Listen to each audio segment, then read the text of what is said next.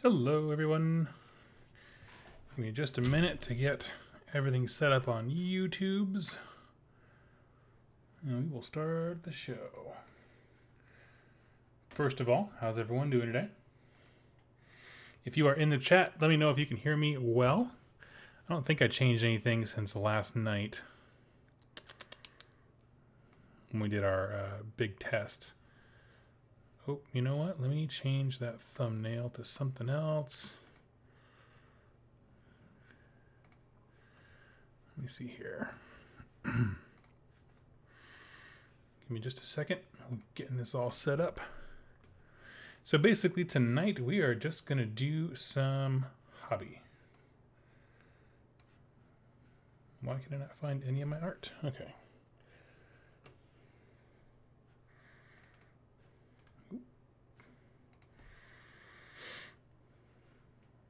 I have all my art in Google Docs, and it just takes darn near forever to get. Okay.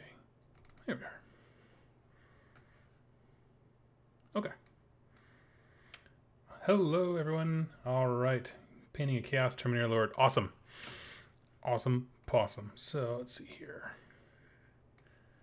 I'm just getting my stuff set up, and then I'm going to point the camera down. My new camera has not come in yet, so I won't do like the screen-on-screen thing like I want to do. But tonight I'm making some orc vehicles. So I have a Trukk, and then good friend of the show, Ben, hooked me up with the Astra Militarum Torox kit right there. So we're going to make that into a second Trukk somehow. We'll figure it out. But so it'll give me 3 total, which is kind of the goal. He actually he bought this so he could use all of the dudes inside for Kill Team, which like this is pretty much the ultimate Kill Team box, because even if you don't want the Trukk for the game, you can still use it as a piece of terrain. And it looks super cool. Alright, so if everyone can hear me and things are looking good, give me 1 second. I'm going to point the camera down at my workstation. Andrew's eating his lunch on his lunch break. Well, thank you for joining me on your lunch. Hope to not disappoint. And right before the cast, I went out and grabbed a new surface to start doing hobby on. I think it'll look pretty good when it's all said and done. Like I said, the new camera is going to be up a little bit higher so you can see more of it. So, but this gets me through for right now. Get the mouse out of the way. Let's figure out how to build this sucker. Actually, I'm going to start with the Trukk kit. Let's do that. Again, I don't have anything planned for this show. This really is literally just a hobby hangout. Probably going to be quite a few of these as I prep terrain and models for Kill Team and battle reports and all that kind of stuff. Let's see here. Oathstone, painting a cog fort. What's a cog fort? I know it's in my importance thing, but painting cog fort. Nice. Been watching the history of speedrunning different games. I think I saw some videos and that kind of stuff. It's pretty cool. Not for me, but the one that stuck out to me that got me in the feels was someone did a speed run of Elder Scrolls Morrowind, and it's one of my favorite videos. Jack is in the house, wants to know why he wasn't invited. You can come on if you want. I don't actually know how to invite people when I do things like this. What's that?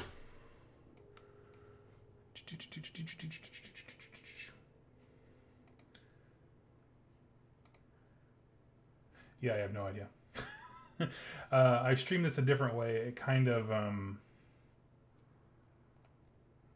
acts a little differently when I stream straight from my OBS software. So, oh, he's going to do it anyway. Okay, well, nuts to you then. Okay, so, oh, you see, cog fort piece of scenery. That sounds legit. I love it. I'm a sucker for good scenery. Let's start getting this stuff knocked out. Now, I gotta be honest with you.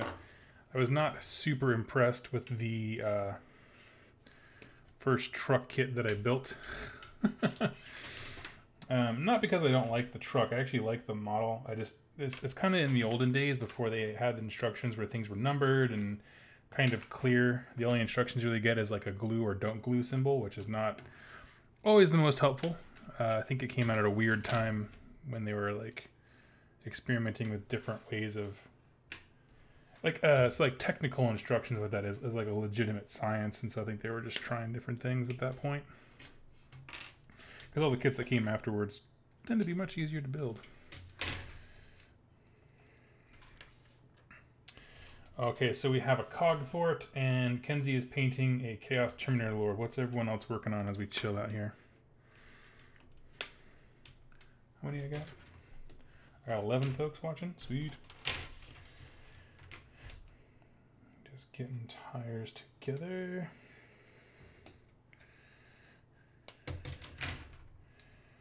All right. Question for you guys. Oh, crap, almost off the tire. Question for you guys. What kind of kill team armies are you excited to see? Oh, I got a pint of Chunky Monkey. That is the best hobby progress. And I advise you to work on that with due diligence. As far as like what kind of armies would you like to see in the kill team stuff that we do? I think a smart move on my end would just be buying the kill team set, so you at least have Skitarii and was it Gene Stealer Cult? But I'm not super jazzed about Gene Stealer Cult right now. Maybe I will be when their book comes out, but I watched the mini Wargaming battle reports when Matt tried to take them for a spin. Sorry, and it just they just seem like worse guardsmen. So I'm trying to understand. That was my problem too when I played him as an army. It was just like, this kind of just seems like Imperial Guard, but worse. Diet Guard. But instead of losing calories, it loses all effectiveness. Let's drop something. Okay. Let's see here. Engine. Kenzie, I'm planning on making a Dark Eldar kill team. Super legit. There's so much character in there. I have a small Death Guard army, but don't like them as characters in kill team.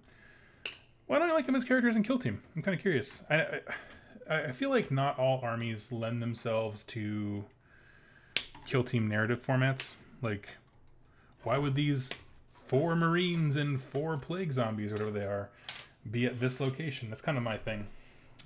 Whereas some armies lend themselves very well to that. Like, it makes absolute sense why a literal Death Watch kill team would be somewhere doing pretty much anything. But small missions need to get done all over the galaxy, so, you know, I suppose it all makes sense in the grand scheme of things. For me, I'm most excited to get a good orc list. Right now, like I've played Kill Team twice now? Twice? Yeah, twice. And then my problem is that like I just have a lot of orcs, like the basic boy and Gretchen. And the problem with that is they're so cheap that I go into a tailspin with the game mechanics with like basically how leadership works. And it can reach a point very easily where my army just stops functioning, which is just not super duper fun. Death Guard have a very single-minded purpose, and Poxwalkers are literally brainless. It doesn't leave a lot of room for individual personality. Yeah, I get that. 100%. I feel the same way. A lot of people kind of struggle narratively with like Necrons for the same reason, because they're mindless and they, you know what I mean, they kind of tend to be like slave type things. Their minds are wiped, not slaves necessarily. And this piece.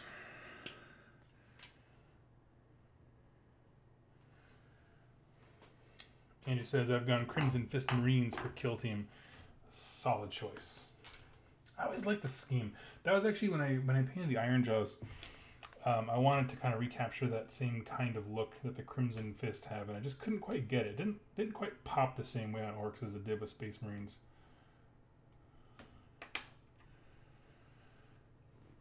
40k always seemed like a lot of versions of Space Marines to me. Tyranids, Necrons, Orcs, and then a bunch of Space Marines. I like your Gene Stealer video for showing me something new. Oh, totally. Yeah, I mean, heck, there are aspects of the Imperium armies that I like, but there's not one that I really want to like own and collect. But a lot of the Xenos armies, like all the aliens, they're super legit. Because I think that they went through... I don't think they're necessarily deeper lore-wise. I think that's untrue. But I do think that in their respective codexes, the alien factions in 40k have just so much character. Like, even if you don't like Tau, they go through some pretty great detail about how the society works and its history and all that stuff. And they're just very fleshed out and very interesting. And I always appreciated that. Same goes for, of course, Eldar, which are one of the oldest factions in the game.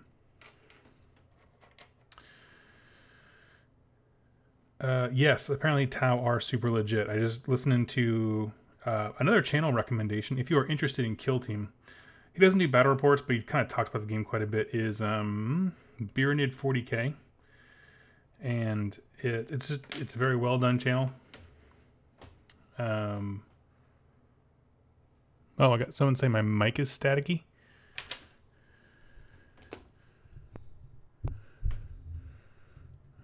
How's that? Testing 1, 2, 3. 1, 2, 3. I did move the mic a split second ago, so maybe that was it. I'll wait till I hear something else. Yeah, Birinid 40k has a great Kill Team content. But his is more like, basically he does kind of what I do like for lore videos, where it's like a slideshow type thing. He just kind of discusses stuff. And that's his type of content as well. But his is very in-depth knowledge about like what factions, what factions are good at. So like, he's the one who's like, oh, this is why I keep losing with orcs in kill teams, because I have so many guys. I keep forcing myself into a corner when it comes to, I forgot the word for it, but like the bravery mechanic, whatever, to see if you guys break and run. Let's see here. Now we are on the tedious process of vehicles, which is wheels and junk. I gotta be honest with you, building models is my least favorite part of the hobby. Like, just straight up. I enjoy painting them quite a bit, as you can probably tell from how much I paint. But, like, the actual act of building, I don't know. I think because I don't see results as quickly as I do when I start painting. Maybe that's it. I'm very results driven. Like, I like feeling the completion. Or a sense of completion, I should say. But yeah. It's been kind of a slow news week as far as Games Workshop goes. A lot of pre-order stuff, getting people pumped for Blackstone Fortress, of course. But honestly, as far as news goes, they had their second birthday for Warhammer Community today, which was actually a huge deal. It's actually really awesome. I remember the Dark Ages before Community team, and we just never really heard from the company and knew what was going on, and it was super sad. And then they just nuked the old world. That was under a different management. I think, I don't know the name of the guy who took over, but he definitely turned that place around. And I mean, it'll take a lot of people to turn the place around, but he was one of the influences for sure. Let's see here. So I put a question out to my patrons today, and Kenzie in the chat actually contributed, which was asking about what kind of battle reports we want to do in the channel. Does anyone watching, do you have a favorite battle report channel? Because producing battle reports, I should say, in terms of what shots to take, like in terms of like what to record, what to not do, that's super important, and it'd be very helpful for me. So like, I know the big kids in the block are mini wargaming is definitely probably the most prolific in terms of sheer quantity of content. I find, I'm trying to think who else does a lot. I think Frontline Gaming does battle reports too. I don't think they do as much, but yeah. I really love,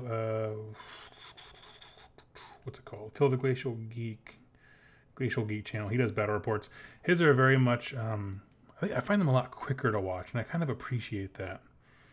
Some games are a bit longer, but he kind of does like phase recaps. So like, we'll come back at the end of the movement phase, and then he'll just explain what happened. And the only thing you really records is like the important die rolls and stuff like that. So Andrew's got a suggestion. I'm waiting with bated breath. Expectations are rising by the second.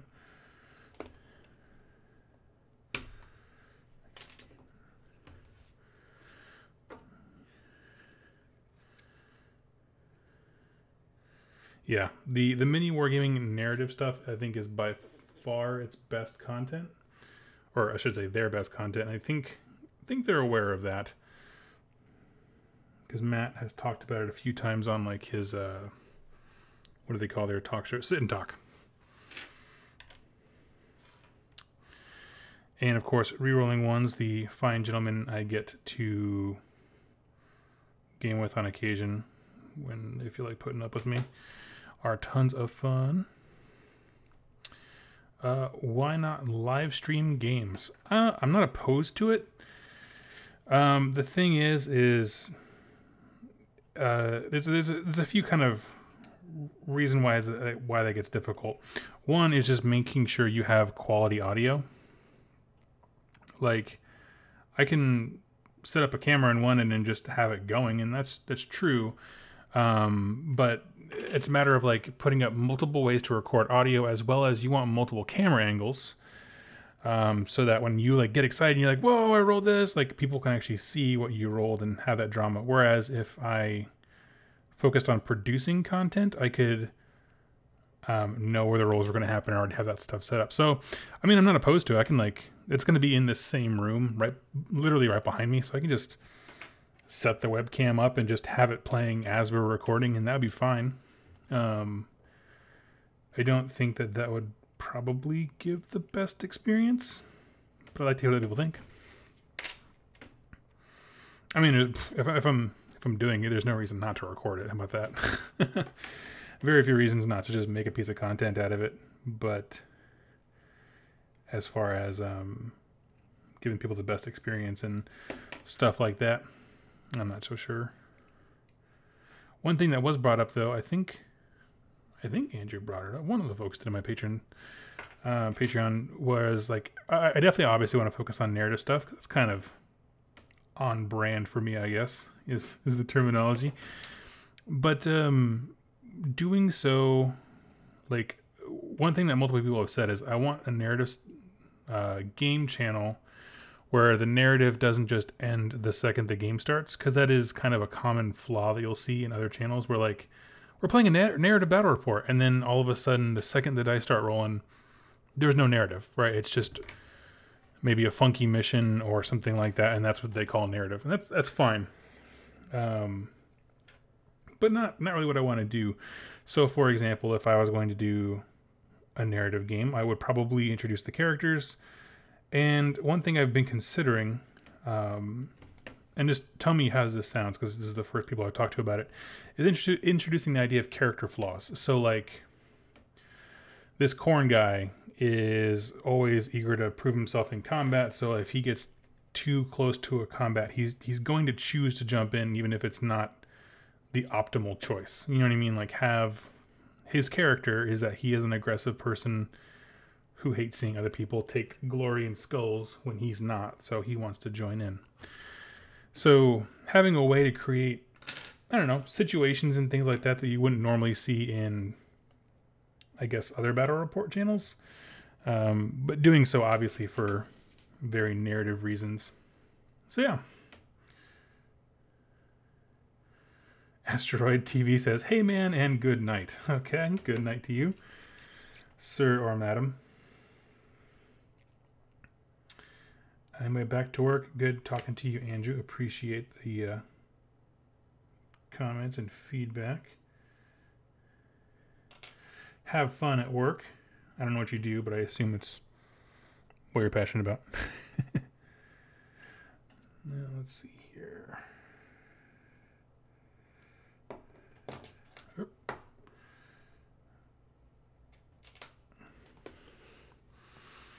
I watch a lot of D&D content, and my favorite shows feature a party that always plays their flaws. Exactly, yeah, they play suboptimal, and I think that'd be awesome in wargaming too. Absolutely, and that's what I want to do. You know, like, I don't want to just have, like, I think the only character I would just actively make terrible decisions with is maybe like a Gargant. You know, they're supposed to be big and drunk and stupid, but that's thematic. You know, that's what they do. Um, I think generally speaking, when I talk about doing things thematically, is like, you know, if you create a character persona, what this character is supposed to be like, what would they do in this given situation? I think that's a super important question to ask. And I also think, going back to why I wouldn't likely do things live, at least having be my main way of doing content, is that I want to take time in between turns to be like, this is what we'll pick on Jack's Slaughter Priest, is famously called Cordell the Unlucky because he rolls terrible. This is what Cordell sees, and this is what he would react like. And so I think that kind of stuff is cool. So, Asteroid TV, have you tried Middle Earth SBG? Is that strategy battle game? Is that like the actual like Middle Earth game? I have not, but I hear great things about it from a game perspective. To be honest with you, and most people, I feel like people are shocked by this, but I'm just not really super into Lord of the Rings. I think it's a cool intellectual property, and I'm thankful for all the inspiration it's given to so many games. It just, I don't know. It didn't strike me. So like I hear great things about the game mechanics, and I'm very intrigued by those, but not so much the actual strategy game. I know that what was the channel? Venomous Wargaming, I think, is getting into that stuff. So if you are jonesing for some content on it, highly recommend checking out that channel. I think he does battle reports already. Yeah, for it. Oathstoned, I do like faster battle reports. A better battle report of just pictures and you auto explaining could be cool. I might start with that. I think recording some key important moments. I'll probably record everything when I do a battle report, and then like selectively pick out like this was an important moment, so I want to show the die roll on this, or like this is the time where X dude needed to roll anything but a 1 to win, and then, you know what I mean, like those kind of really, really important things. But of course, to do that, you have to record it all, just in case you don't miss anything. But I definitely want to keep mine, I mean, like certainly under an hour, just honestly, just for the sake of like processing time. When it comes to literally like exporting a video on my computer, I think that it would melt if I went. That's not true. That's an exaggeration. But, you know, I want to keep it manageable. So I'm hoping to do like 45, 50 minutes.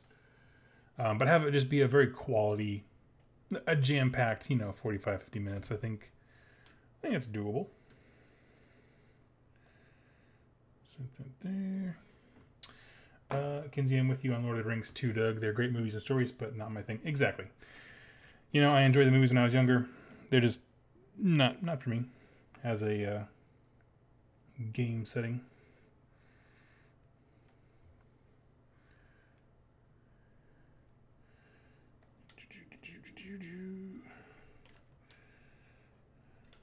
Which I tell people that, and like, I don't know, I've gotten weird reactions. I think they assume because I dig Age of Sigmar, which is of course a fantasy thing, that like that means you have to like all fantasy things, and that simply isn't true.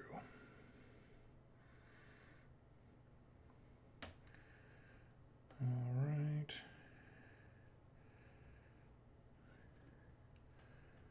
Cool. Now the last one that I built had a huge problem where the front wheels sat up way too high. Kinsey, so what are you and the Rerolling Ones crew's favorite AOS factions? I know Mark really wants Wanderers to get a book. Like that's his jam. What else? As far as everyone else, I can't speak for a lot of folks. Brent likes everything. At least he seems to.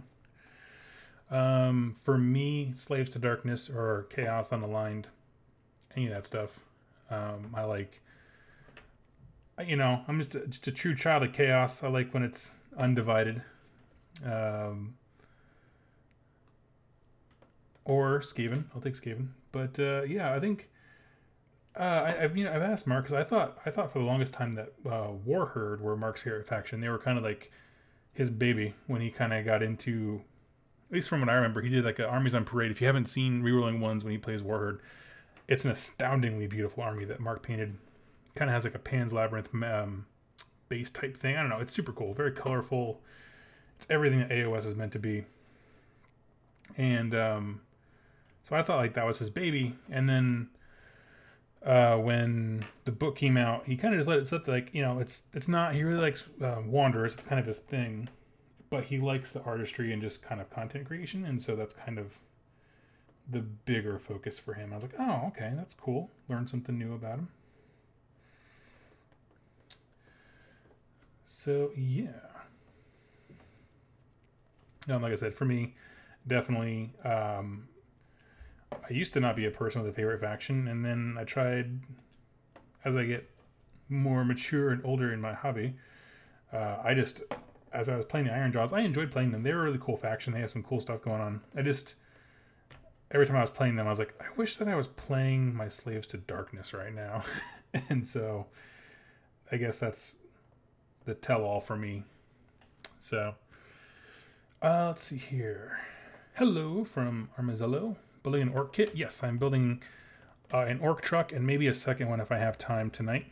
I'm playing a game against a friend of the show, Ben, who hooked me up with a, what do you call it? The Taurox, the Militarum Tempestus truck. And so we're going to kit bash that into a truck as well. And so what I have found with the 40k Codex for Orcs, 10 knobs with 2 power claws and the rest of them have choppa choppa in each hand is devastating. Like, it's a day ruiner for your opponent. So, you know, we're going to build 3 of them. I already have one set, I should say.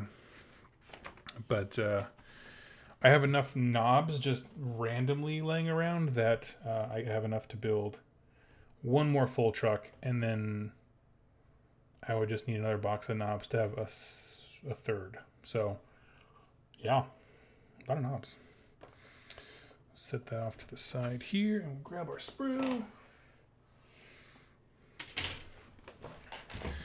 All right, Kinsey, and Jack loves his corn army, right?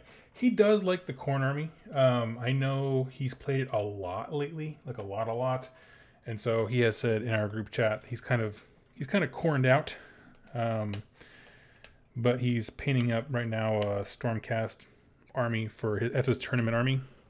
And locally, which I'm very happy about, we're kind of the local tournament organizers, the guys who ran the tournament that I went to a while back and did a show on. They're kind of raising the standard as far as, like, you know, your stuff has to be painted. I don't know if it has to be painted or it just has to be painted to be eligible for prizes. There's a difference there. I'm not really sure which one it is. And somewhere on the planet, my phone is going off.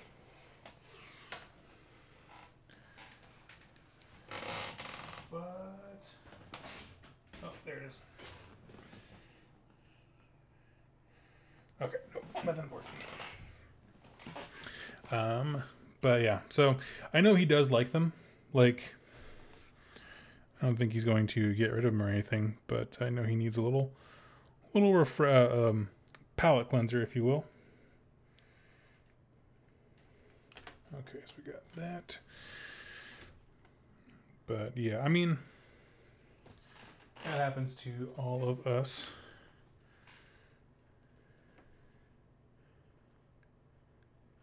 He had an idea for fan art. I would totally dig that. I know he would too. Yeah, he's not like getting rid of them or anything like that. Jack doesn't get rid of things, especially when he paints them. He put a lot of work into that army. I think that's super cool. Like, that was a big thing when we were doing Path to Glory on Rerolling Ones. We were actually super bummed because Jack could never seem to roll the reward where you got to get more followers, because we were doing everything just as we roll it, which was fun until we realized, like, oh, like, he's not getting any reinforcements, like, ever. And the whole point was it was a motivator for him to paint his stuff. And so Yeah, he was a little bummed by that, but it carried on. It was just fine. Oh, here it is. Again, wish the things in the sprue were numbered. No, I know. Actually, now it comes to me. You asked about what our favorite armies were. I know that Jack is deeply excited about Slaanesh, because he actually has an incredible Slaanesh collection. Lots of really well painted demonettes. I think they look great.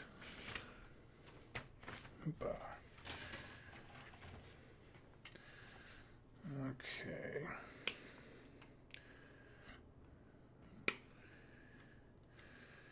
So I've asked this before, but we got some new followers, or watchers, I should say. What's everyone working on tonight?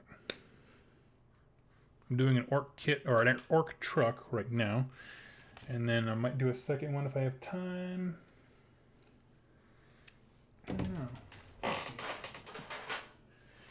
So I also have... Ooh, I think I kind of like that. This is some of the scrap that comes with the mech shop. I'm thinking I might just put that in the back of the truck, because that might look cool. I don't know. We'll see. I'll build it up a little bit. I won't put any of the sides on. But like having a truck with just a bunch of crap in the back of it, I don't know. It would certainly make it look different than the other truck. That'd be nice. Let's see if there's a...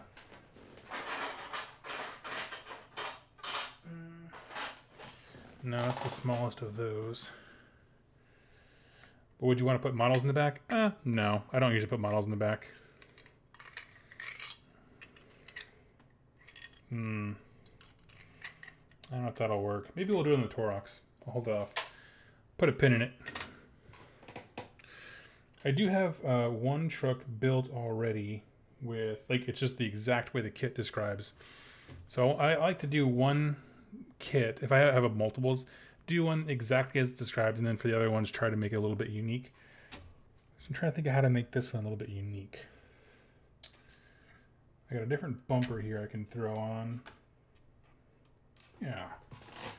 Oh well, we'll just keep building and see where the spirit leads.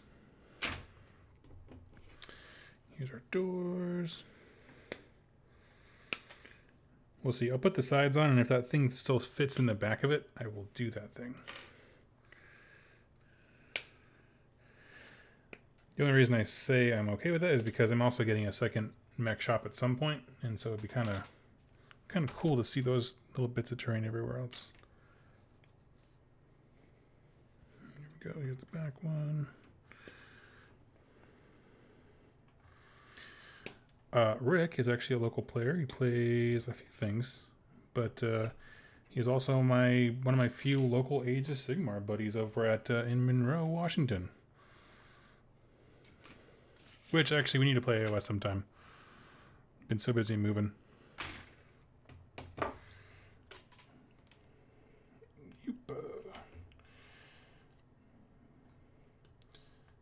They've either been moving or doing recorded stuff for AOS. Sorry, for AOS. For Rerolling Ones. And so I tend not to talk about those games too much.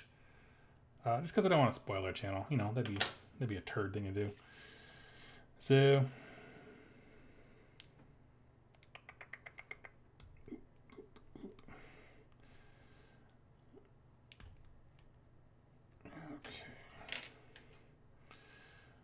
And when I build models, I tend to take a bunch of crap off the sprue and then clean it all up, and then I'll glue it together. So that's why I feel a little more accomplished when I'm done with each section. But it also means I make a terrible mess because there's like hunks of sprue everywhere. Okay. So let's chat about something here. I got my list. So whenever anyone asks me a question in the comments, I keep it on hand. So let me pull that up.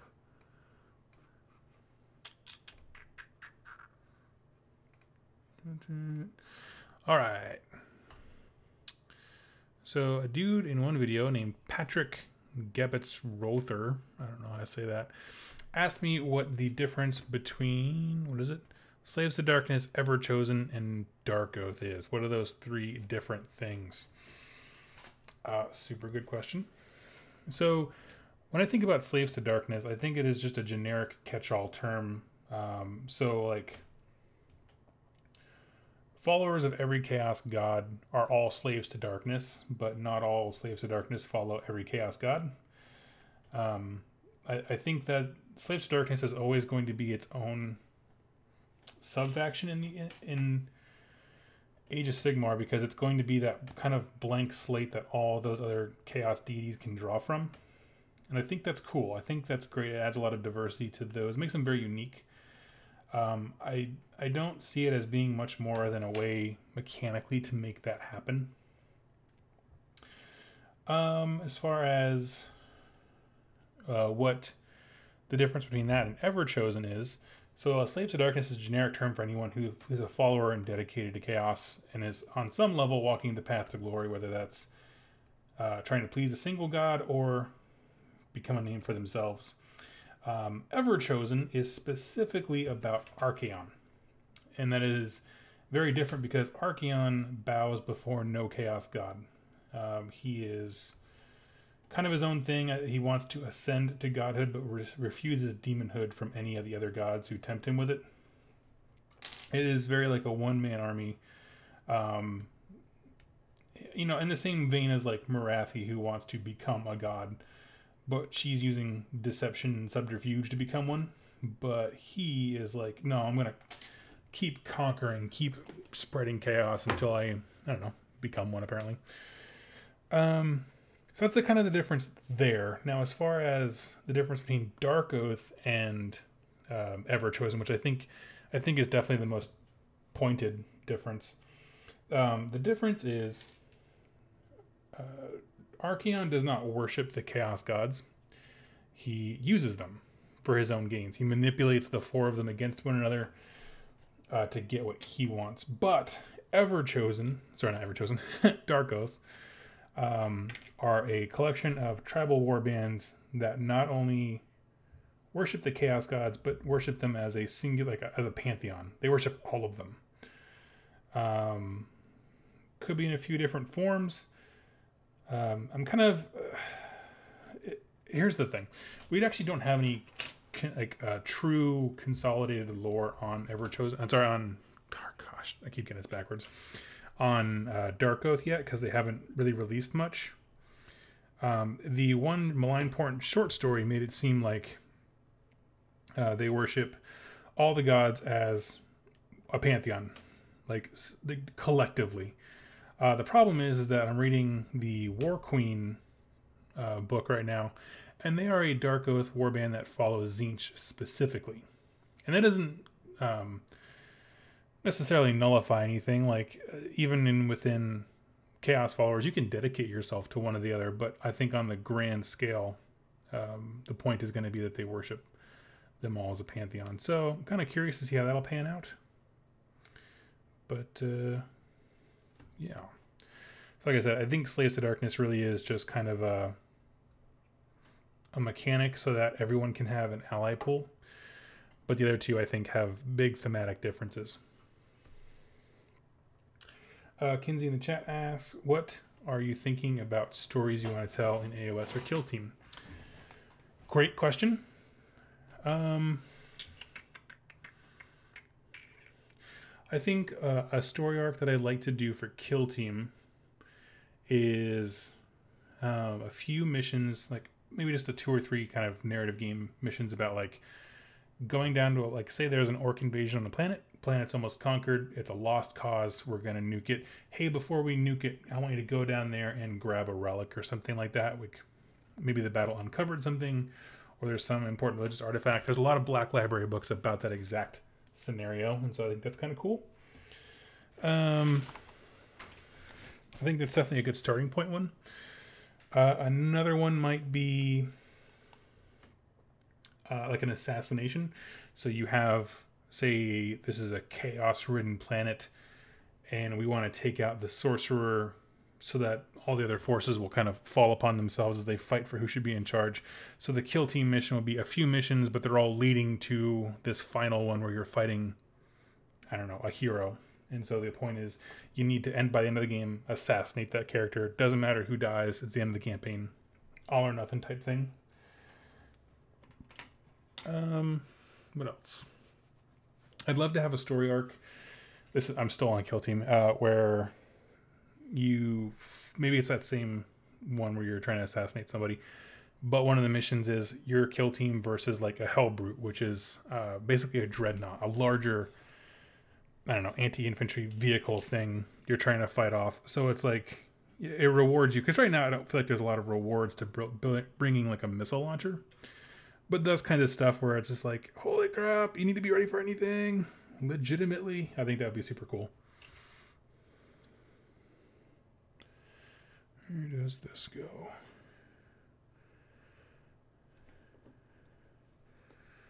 Right there. And then as far as AOS, I think a fun thing might be,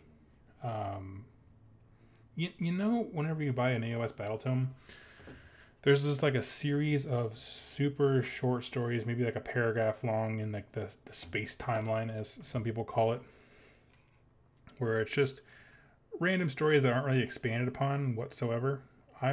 Maybe doing some of those would be kind of fun.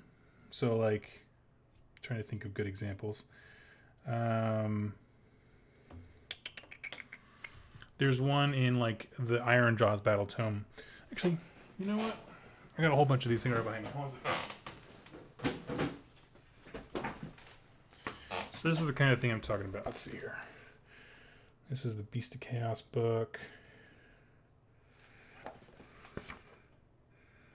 Yeah, so you get, this is like they got rid of the space timeline thing, but the Realm of Death, there we go. The Realm of Death erupts with necromantic energies known by many people as the Shyish Netroquake. Oh, yeah, no one. We don't want to go there yet. That's too current. Let's go back in time.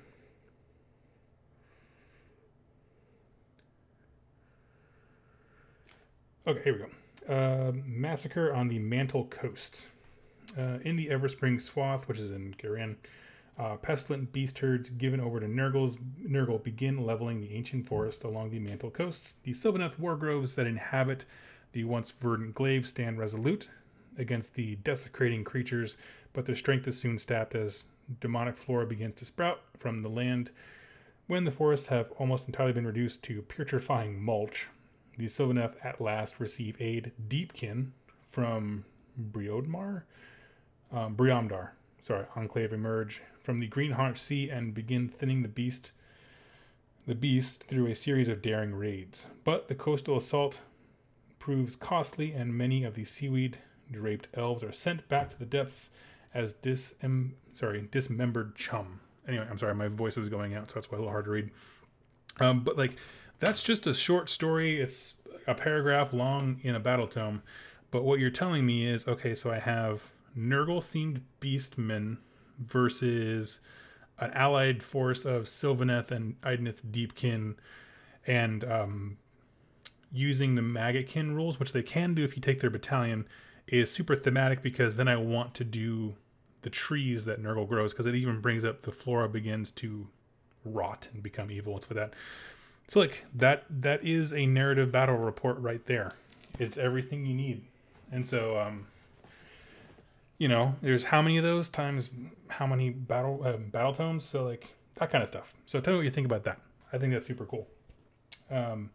Taking those little bit of lore, I don't know, bits and turning them into something, I don't know, tangible, filling out the world a little bit, if you will. Let's see here.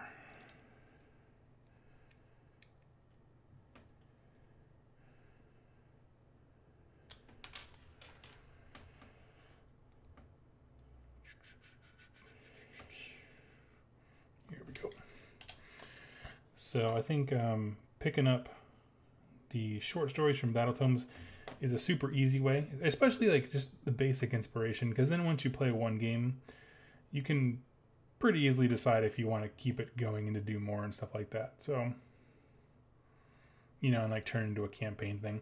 I think that particularly, like, I just pulled that story out of nowhere. That kind of stuff would be a lot of fun because you could have one game that's just Sylvaneth versus the Beast of Chaos, and then maybe the Sylvaneth are kind of weighted to lose a little bit, and then your next game is Sylvaneth and Deepkin, which, spoiler alert, Deepkin stomp nuts right now, so that one might play out thematically and beat the Beast Herds back a bit. Just by nature of their battle tomes being so ridiculous. Let's see here. I'm down for something like that. Would you write stuff yourself, or would you be open to taking work from freelance writers? I'm open for anything. If you got a cool story, share it. Like, one thing I do want to do this coming year, once I get a little more settled in, and maybe after I do a battle report and kind of show off my ability to bring stories to life, I do want to do a writing contest. A viewer sent me his lore, and it's like really good. And so it's not so much like a story, like a short story. It's more just like, hey, here's a city I made. Here's the local, you know, fauna. Here's the people that make it up, their color schemes. Like, it's kind of that kind of stuff. You know what I mean? He just took a piece of the realms and really fleshed it out. So it's not like a narrative that I'm bound to, but it's a setting. I'm like, that's super cool. That is equally lore as anything else. So, yeah, I do want to do that.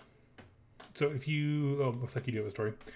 I do got me a cool story. I don't think I have enough friends and models to execute myself. Well, I will be your friends, and depending on what factions are in your story, we can maybe make the models happen.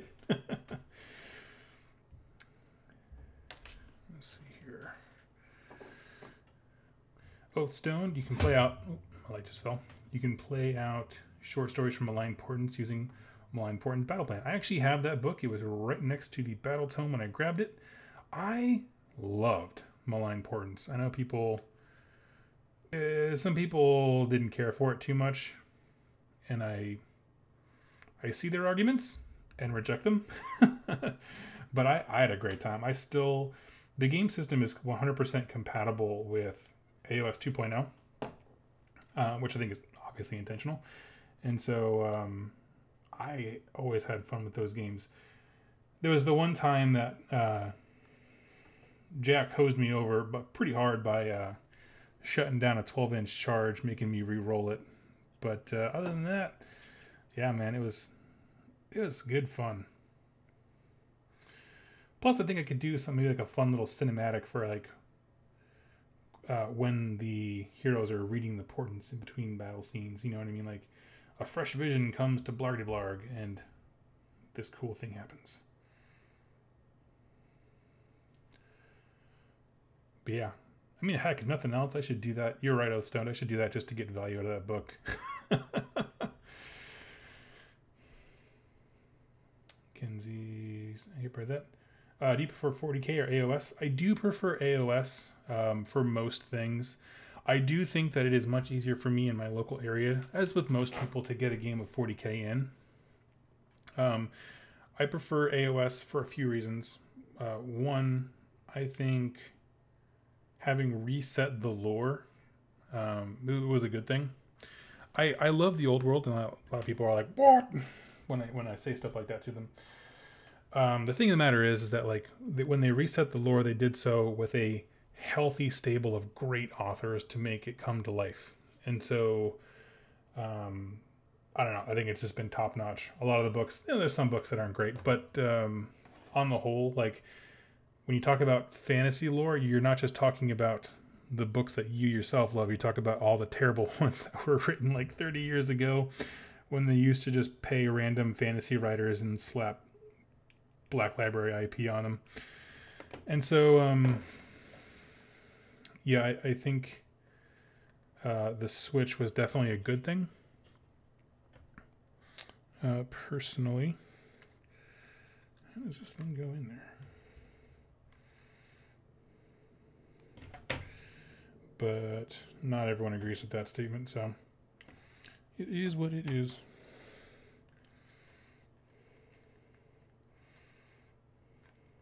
Let's see here. Give me 1 second. I have to take. I'll keep answering your question in 1 second. I just had to figure out what I'm doing wrong here with this model.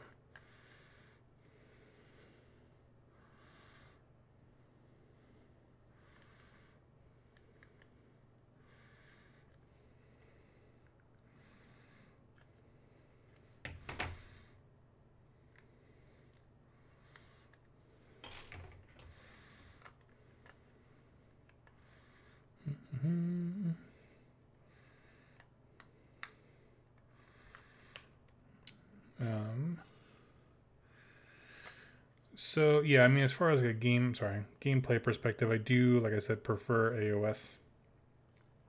Pretty handily. Now, as far as the fact that I just like to play games with people and roll dice, that's why I have a 40k army, because I have a lot of friends that do enjoy it more, and I just want reasons to hang out with them. So, you know, it's those give or take things. More and more people in my area are trying AOS, which is awesome. And then you have people who go the other way, like play both. They start with AOS and the other thing, like Rick in the chat right now. Let me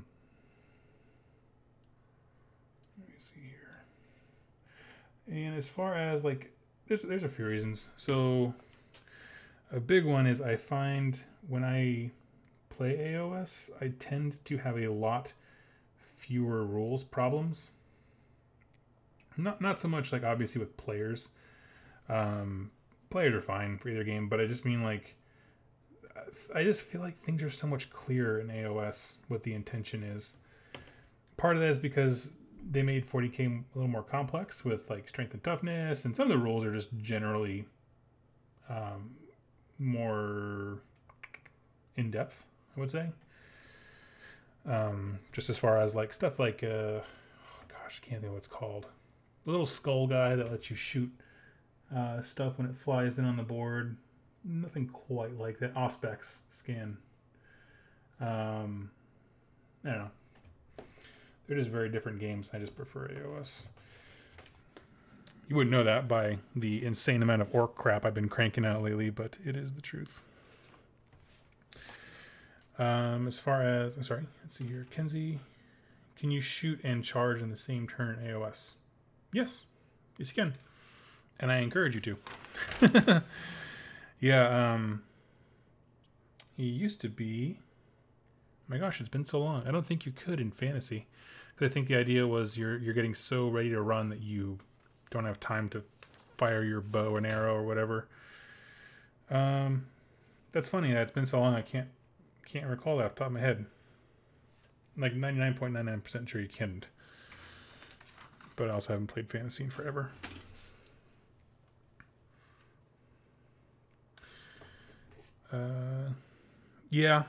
Sorry.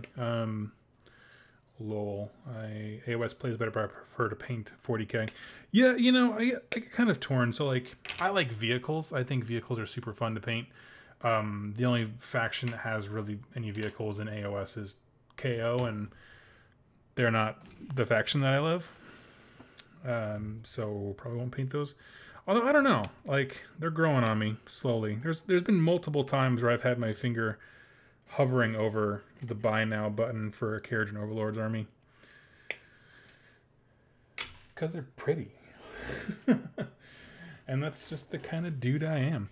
Which, actually, if I'm talking about, like, thematic stuff, having a Carriage and Overlord's, like, basically doing, what are they called? Like the captain's log from Star Trek. Just like, these are the voyages of blank, and then just like having whatever their ironclad, that's what it is, the big ship. Like, these are the adventures of this ironclad, and having my series of battle reports being the ridiculous scenarios that they get themselves into. That sounds fun, but that's a lot of work for that sounds fun. It's a lot of commitment in terms of models and learning a new faction. I'm not great at learning a new faction. That's why the internet is so handy.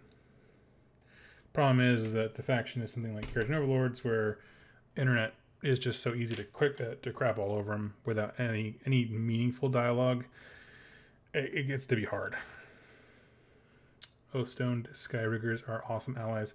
Yeah, dude, I've seen those. I've only ever seen them played once. And I'm trying to think. It was the ones with the rivet cannons. It would be engine riggers because they are the mechanics. So yeah, like the mechanic variants of those guys. So like yeah, it was like a 40k unit in Age of Sigmar where it's just like someone gets close to them and it's just like rapid fire machine gun. And so that was kind of fun. Let's see here. So I got 4 panel. We got this thing. Let's see here. We'll skip that part.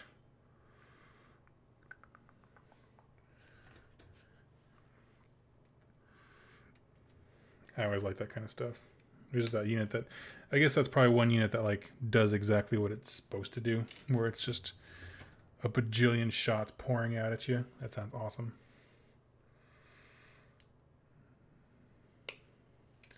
Noah Evans, good evening. Has anyone had any experience with Archon Studios products? They have a Kickstarter for some modular terrain called Rampart. I have never heard of this thing. Let's do a quick Google search. Archon Studio. Yeah, they're pretty cool looking.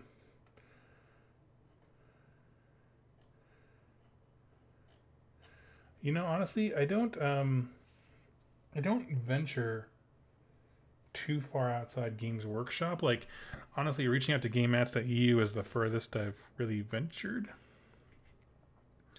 And they're going to be helping us out with terrain here in a little bit. But even that's just like Gothic ruins. I don't know.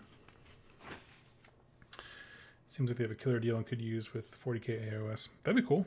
I'll check it out in a little bit. It doesn't make for great great live stream to just see a picture of my table as I look at the stuff. My thing is, I've never tried a Kickstarter. I hear some horror stories about stuff coming out like forever later, and I know the like I did the behind the scenes part of production of a product with my game mats, and I know how many just like stalls there are and how frustrating it is. And so like I'm always hesitant, like since my experience of trying to get something made and shipped in China and like how that all works, I'm just like I don't know, man.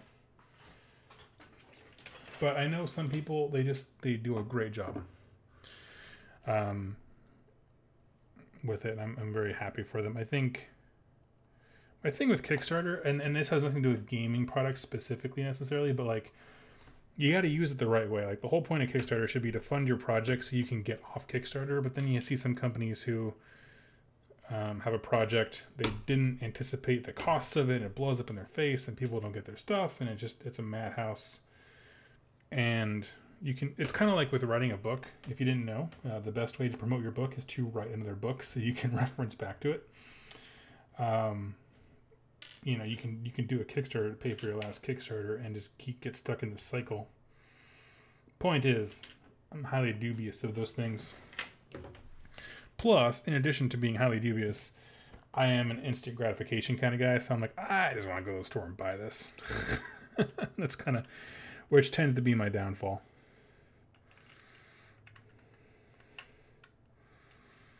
Let's see here.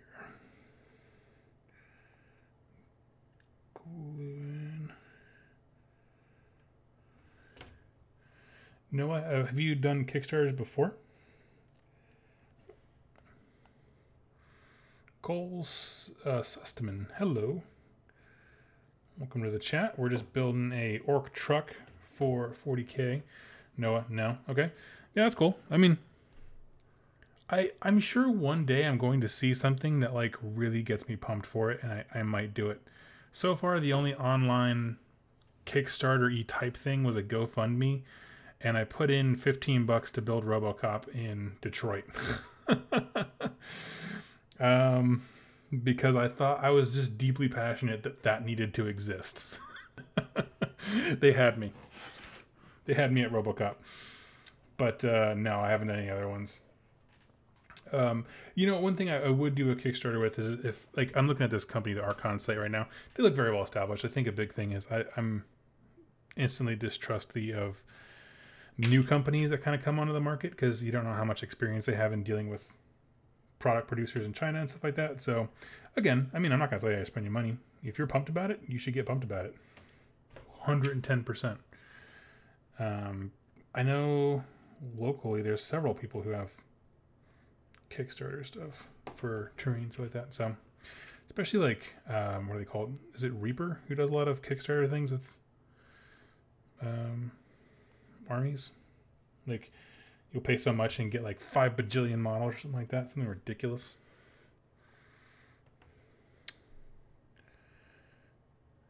Let's see here.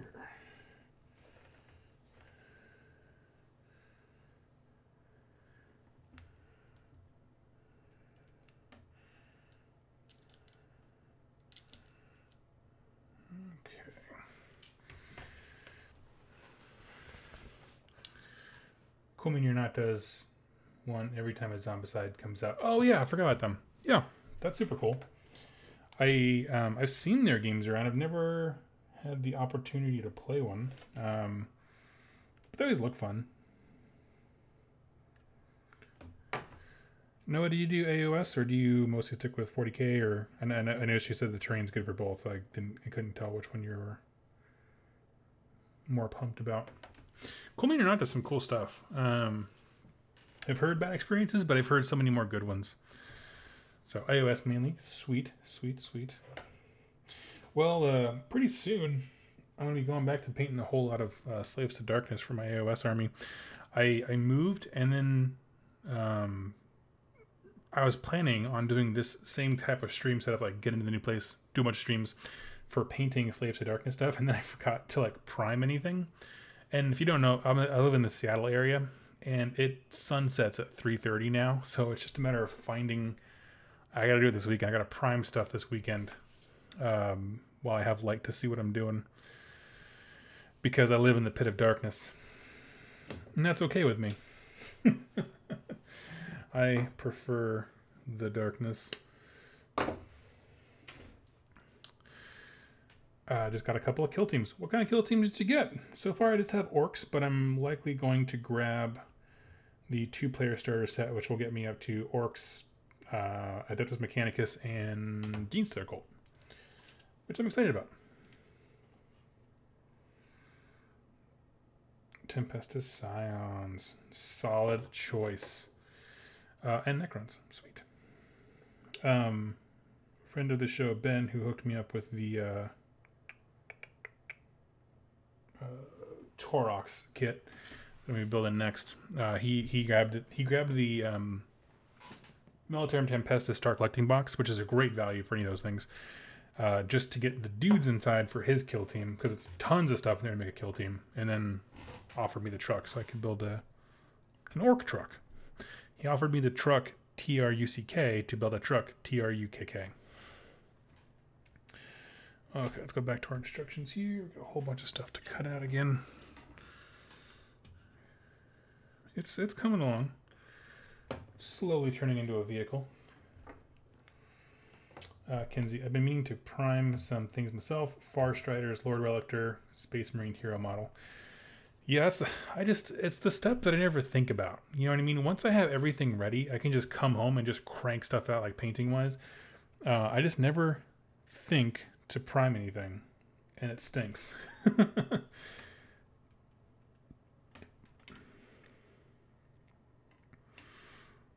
What I need to do, honestly, is I need to invest in an airbrush so I can just do it whenever and have that little indoor fan thing take the air outside, take fumes outside, I should say. But that requires time and money.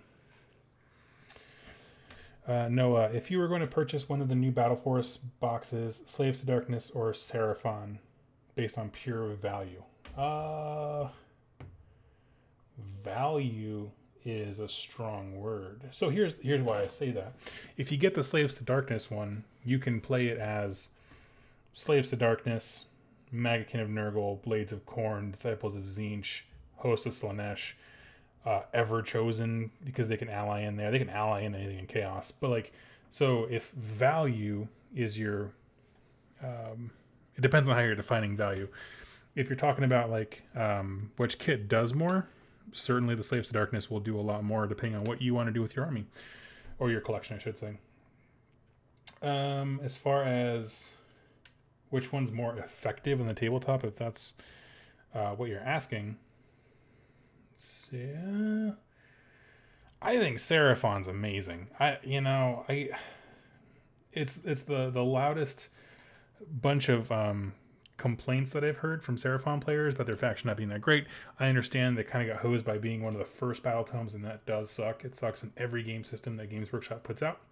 You never want to be first. You want to be like middle of the pack when it comes to release cycles, because then they've kind of like worked out the kinks and they figured it out, you know, the errors and stuff like that. But I think in terms of power level, the General's Handbooks have really helped Seraphon out significantly. So if you're talking about gameplay, for if you're playing them strictly as what they come in the box, Slaves to Darkness or Seraphon's a better choice. If you're talking about, you said value, well, value is a big word. It can mean a lot of things. So I think Slaves to Darkness, but I'm also biased because it's my favorite faction. So, you know, there's that. Let's see here. I mean, well, first of all, like, they are both significant deals. Like, I think they're great. Let me see. Sorry, I'm also trying to cut stuff out of here without missing anything. Let's get our front bumper thing. So I think they're both great.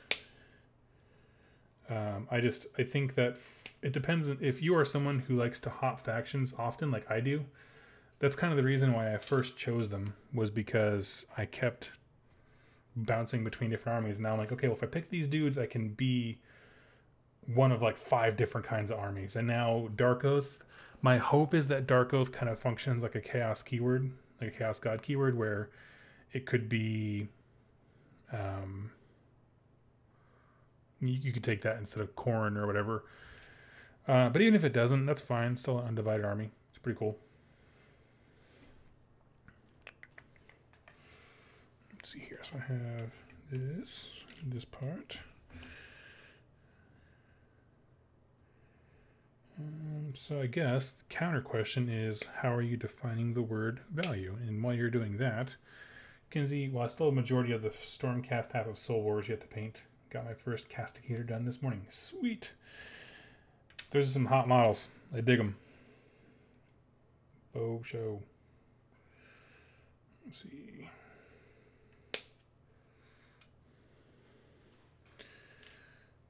I still have Jess's Nighthaunt, which is kind of the next on my docket, tentatively. Once I get, basically my point right now is I want to get a fully playable army for my stuff, that when I play, go out to game nights, I can at least talk about the games that I've had and have a lot of pictures that look great.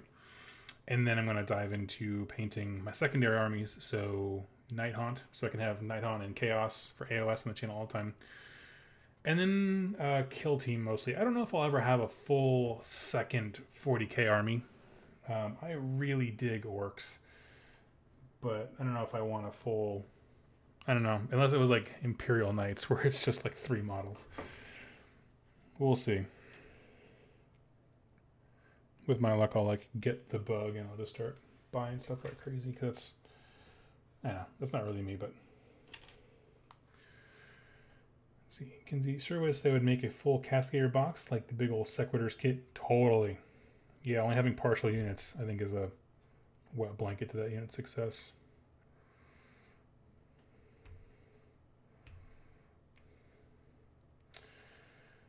Let's see here.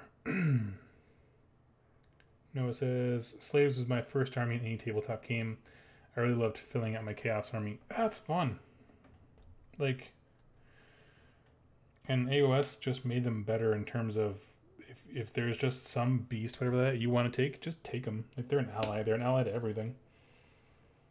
Just about.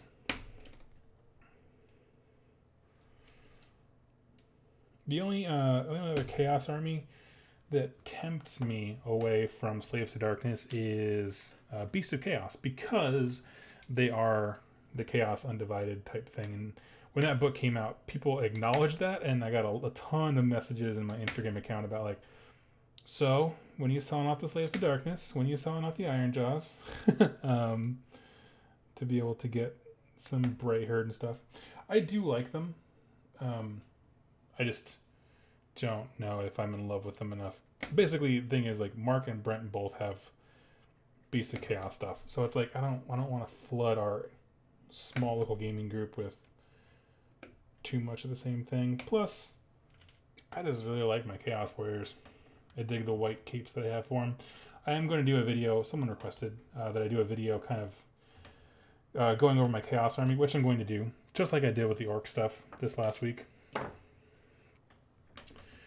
Tabletop experience. So I just got through with a game of Heroes myself at a local game shop. I'm headed home and listening in. I'm curious to know if you think there is any way Skaven stand a chance and a path to glory. When you say and a path to glory, do you mean like do Skaven stand a chance in the game format path to glory? I assume is what you mean.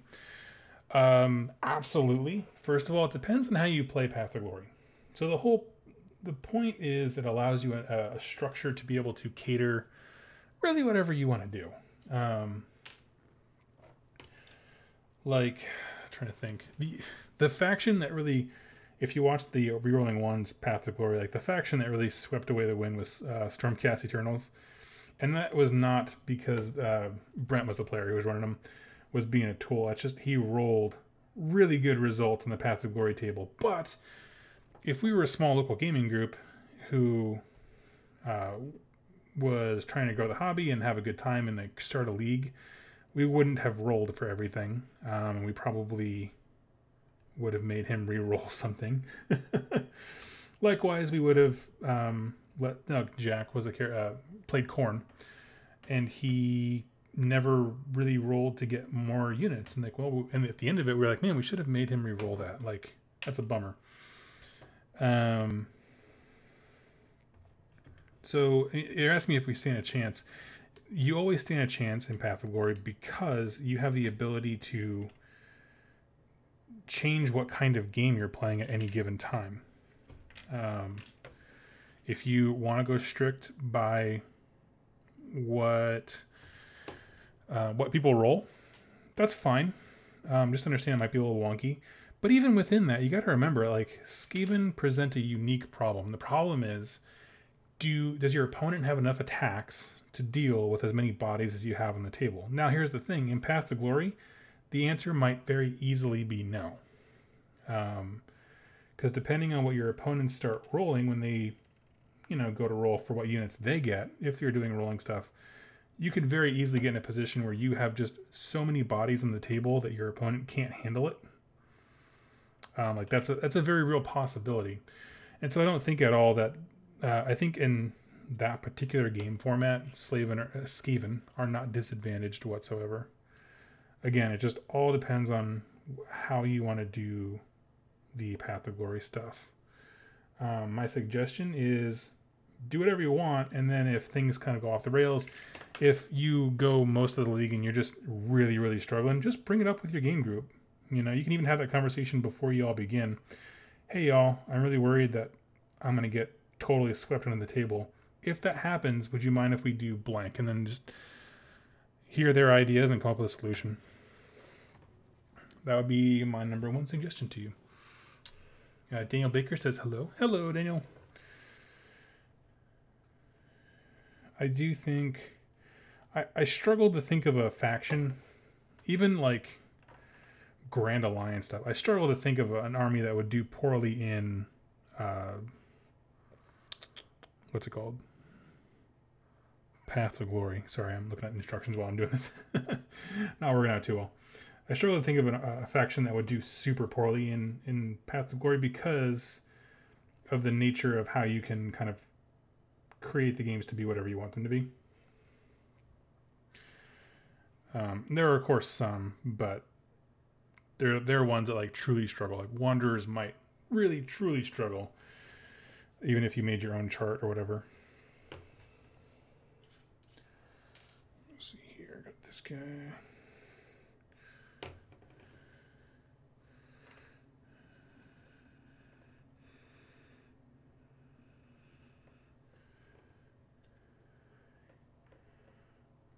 Forgive the silence and just kind of always trying to find the best way to get some of these things in.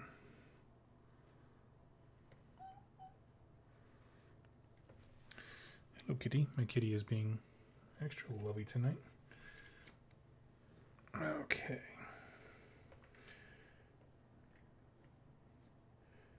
Just out of curiosity, how many folks here have tried Path to Glory? Because it is actually one of my favorite things. Kawaii Miniatures, hello. I really love alternate game formats. Like I love Path to Glory. I think it's a great supplement. I think it truly is a really great addition to the game.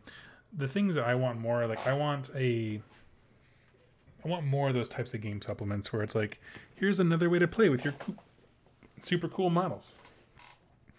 That's what I wanted Skirmish to be, but I don't think Skirmish has enough meat to it, unfortunately.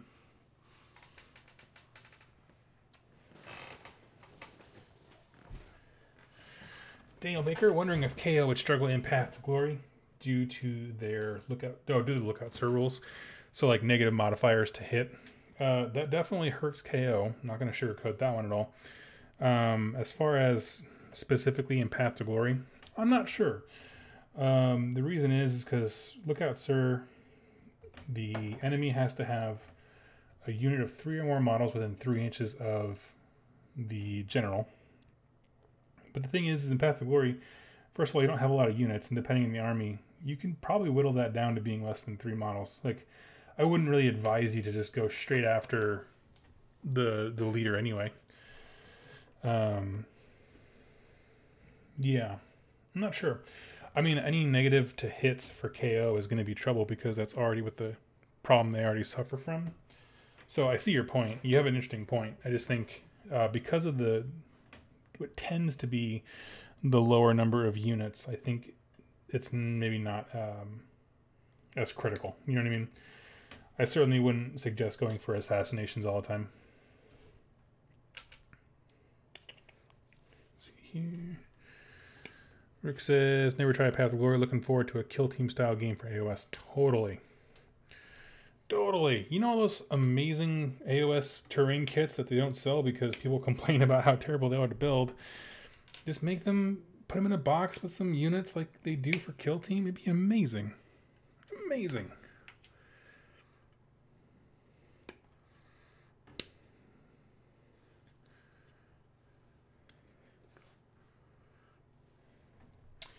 Daniel, I like Path to Glory, but I prefer open narrative games or battle strategies. Yeah, I mean, what's cool about Path to Glory is it has its own narrative missions, and some of them they're pretty harsh. They're not super fair, but they are fun. They are super fun. So if you like narrative missions, the whole Path to Glory supplement does have those. So I would suggest, and I would also say that some of them really do cater to smaller games, like meaning fewer units. My favorite one, and actually probably still one of my favorite games of Age of Sigmar, was a Path to Glory game I played with Jack from Rolling Ones when we did the campaign on that channel. And it was basically Jack's army is trying to build a monolith to Khorne, and I have to get there and I have to shut it down. And what that means is I have to have a hero, I believe. Maybe it was just a unit, but I thought it was a hero. Within 3 inches of the piece of scenery representing the monolith. And I had to roll above a 4, I think. Meanwhile, Jack's on the piece of terrain, and at the start of every one of his rounds, he rolls a die and adds that amount to like a total, like a running total, and if he hits 20, he just wins. So it's like a clock against me. And so it was the most tense game of AOS I've ever had. It was absolutely to die for. You should go watch that. But yeah, so they are narrative missions, and they're kind of themed to fit the sizes of those forces. And so if you like those things, I do recommend it. I recommend trying all these things. Absolutely. I'm not crazy about Skirmish, but I do recommend trying it. Let's see here. Lowell, are there any tabletop gaming YouTube channels you recommend or watch yourself? I watch quite a few. I do watch Mini Wargaming because without them I wouldn't be where I am. They kind of helped me. And in Iowa, there weren't a lot of gaming places local to me because I live in a college town and it's not really a college town game. A lot of Magic the Gathering there. But yeah, I just watched a lot of Mini Wargaming battle reports. So I watch them. I watch. What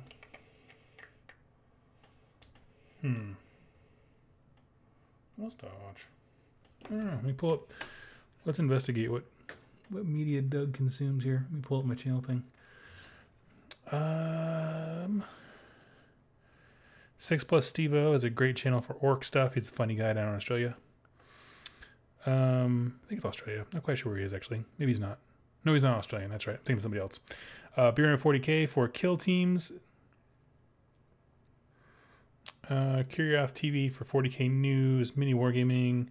Rerolling Ones. Tabletop Tactics does great battle reports. The Glacial Geek does battle reports for 40K. And that's pretty much it. That is the extent of my, I don't know, hobby content consumption. How about that? Tabletop experience. I was using talk to text and it should have been Age of Sigmar abbreviated, not Heroes. I played against Wanderers and had my poor clan rats and rat ogres deleted in just 2 rounds. Oh, not super duper fun. Let's see here. Cohen Miniatures. I don't know. I've never been a fan of games with few models. I'm just a big fan of armies and doing big projects I find rewarding. True. I find that I like a mix of them. I like the visuals of a large army. That's why I like horde armies. I like a lot of marauders. I like orc boys. And then sometimes just because of time constraints, I tend to like smaller games because they're very, very manageable. So it just kind of depends what's going on in life. You know, I have seasons. Let's see here.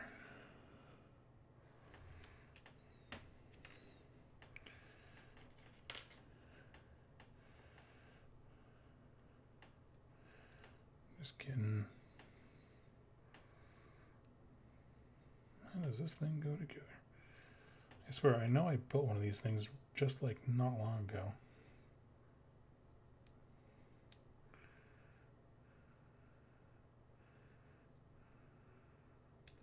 There it goes. Let's see, check back in the chat here. I also want to do Path to Glory, small skirmish games at my local store, and aren't really doing it for me. Yeah, I totally get that.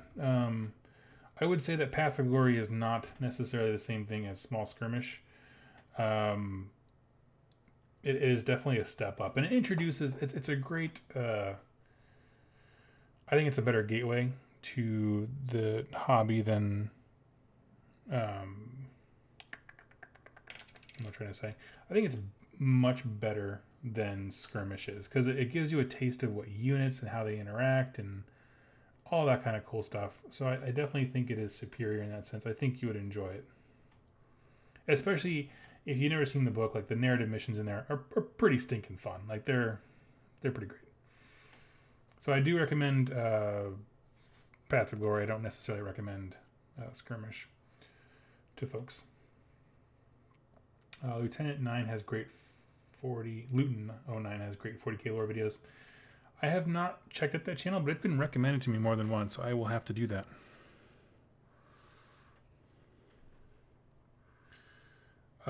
Tabletop experience. Try 60 shots. My friend has 2,000 points of Wanderers, 30 Sisters of Battle, and I just realized Skaven are chaos. Yep. Feel bad for you, man. Yep. Wanderers sound delightful. I want them to ally with my Guranite Sacrosanct Stormcast. That'd be super cool. Daniel Baker asked, why don't I recommend skirmish? I do if you're someone who is like, you've never touched a miniature before. Like I think it is good for that level of engagement. The reason I don't really recommend skirmish is because First of all, games can be very lopsided. If you have been watching the Rerolling One's skirmish campaign they're doing, they can be very lopsided. Because some units, with the formula they've made to break down units into individual models, some units that are pretty efficient with points become absurdly good when you break them down into smaller quantities. For some armies, you lose the feel of what that unit is. So, for example, with like Plague Monks, they're supposed to be one big raveling horde. A lot of the stuff on the War Scroll lends itself to mass attacks and things like that. But when you break those down into individual dudes, they don't function the same way, which can be kind of disheartening for people who don't understand. Again, the whole point I'm talking about is I don't recommend it because not everyone, a new player doesn't necessarily understand the differences between skirmish and what full AOS is. The missions tend to be very fun. I think they're great for introducing what... Oh crap, this thing fell apart. Hold on a second. I think they're great for introducing the idea of narrative missions. But I don't know. I just think there's better ways to get into the hobby. I think Path to Glory is probably the single best. But yeah. Does that answer your question, Daniel? I'm trying to be as fair as I can. Now, if they added more to skirmish to make it like what I really want, which is kill team version of AOS, where individual model development and character growth and all that stuff matters, and it becomes a very thematic thing, then I'm super on board with it. But for the most part right now, it's just skimmed down AOS, and I'd rather be playing AOS. And with the amount of cool character interactions and wizards firing off spells, I think most people would too. So yeah. Zoo King, hey Doug, we talked to you about Beast of Chaos. Yesterday we talked about Beast of Chaos. Went to my GW store and picked up the book and a box of gores. Starting to build them now. Awesome. Welcome to the stream. Build away, my friend. Let's see here. Got my instructions on the last page of this stinking orc truck.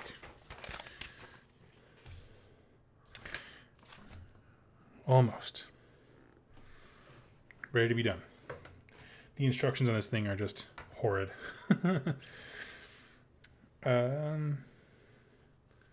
Lowell, have a good night, man. Enjoy your evening. Noah Evans, if you do play skirmish with new units, their values are about 20% of the match play values recommended from GW customer support. Exactly, yeah. There's like a perfect algorithm online that is just over 100% of the time. But like I said, some units are just so efficient that they're really a tough sell. They're so stinking good in skirmish. The what's his name? The Lord Celestin on foot is baller. Like if you want to just make your opponents weep, just bring that guy. Not much else, just bring that guy. Zoo King second army, but I haven't played for a year. Played Blades of Corn, but 40k took over for a while. Totally get that. I go through seasons of either game.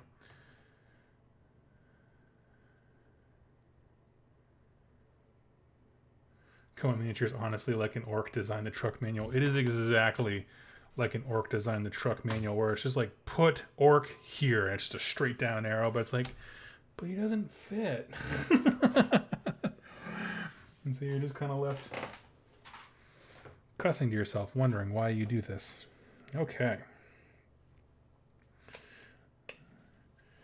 But I have thoroughly enjoyed everything else. The only other kit that I kind of struggled with from Games Workshop recently was the war bikes, like the actual motorcycle riders for orcs. And the reason is because they actually have you cut off parts of the model. Like bog standard, the orc rides with both hands riding, gripping the bar of the motorcycle. But if you want to have one of those options where like the guy's like swinging a chain or like having a melee weapon or even a shooter in his hand, you have to literally cut off that part of the handlebar. I'm like, oh, I'm not used to that. So yeah. But it's not very clear. It doesn't kind of outline clear enough for me like what you're supposed to do. So I got very confused for a little bit and then pulled it together. Let's see here.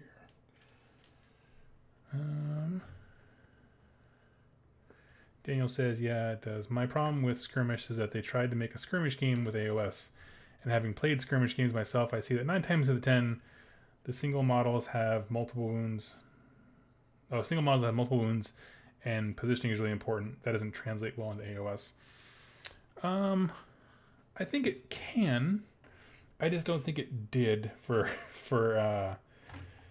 this particular game.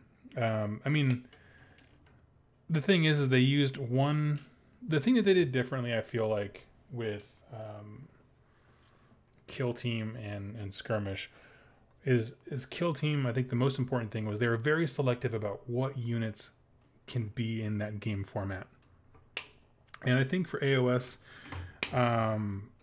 the problem is they made the pool too big. There was like, here's this one formula, so we're just going to throw in everything that kind of works generally with that formula. And I think that's a recipe for disaster because it throws off game balance so hard. Because not all units fit well into that formula like I was just talking about. Some are super efficient, some are not. Some should have War Scroll rewrites, like the Lord Celestant, who has, like I was just talking about, the cape who throws hammers. One man shooting off D6 pretty good shots a turn is a recipe for disaster. He's so good. You don't need anything else. He's a one-man wrecking crew. It's like, well, maybe he shouldn't have been in this format.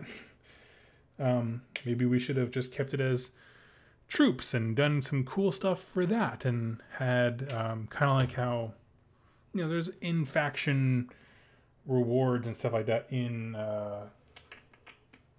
Kill Team. Like, you know, orcs have certain abilities, Imperium has certain abilities, you know, that kind of stuff.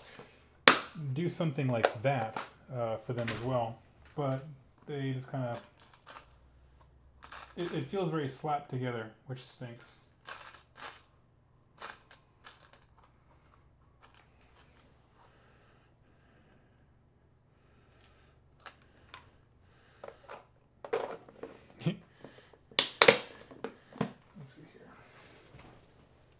He says, I actually played against the Lord's House on foot in skirmish the other day. I went against it with my Knight Zephyros and miraculously came out on top. Also, my opponent forgetting his Cloak of Hammers is crucial. Yeah, dude. It's the best cape in the mortal realms. The one covered in hammers. Totally. Noah says, my Lord of Plagues and Lord of Blights with one Blight King made my brother rage quit. Nurgle stuff can be so infuriating. I love it. I'm torn. Like, I honestly, I think pretty frequently about, like, do I really want to wait for Dark Oath to come out? Would I rather just, like, buy a quick battle tome and, like, you know, use my Slaves to Darkness as something else in the meantime? But at the same time, it's like, well, do I want to go Blades of Corn? Do I want to go Nurgle? And, like, Nurgle stuff is just so infuriating for your opponent, which sounds awesome. Let's see here. I also got... I'm nearly done with this truck, which I'm pretty pumped about.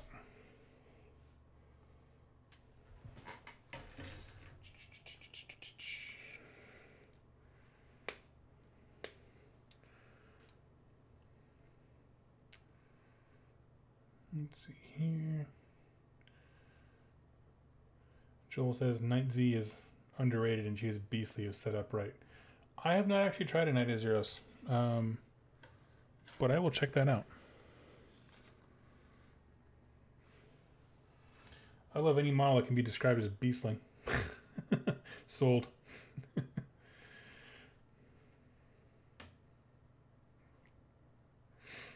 TJ Nuts, you are on.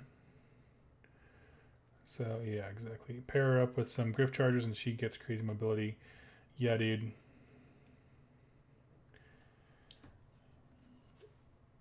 Yeah, there's just a ton of stuff going on when it comes to, like, the synergies that heroes can give, especially with Nurgle stuff. Nurgle's all about some cool synergies, and I dig it. Almost found the piece I need. As a man who plays both Death Guard and Nurgle Demons, I can tell you People hate disgustingly resilient. Yeah, they do. 100%, because it just knocks all efficiency down by a third, no matter what your opponent throws at them. And it's infuriating. All right. Let's see here.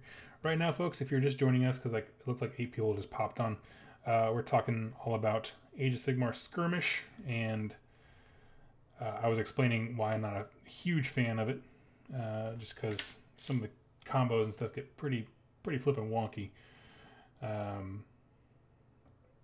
Really what I said was I do encourage it for some. I encourage everyone to try every game format, but if you're looking for small games that are manageable, I recommend Path to Glory over that, because it has missions that fit it really well and such.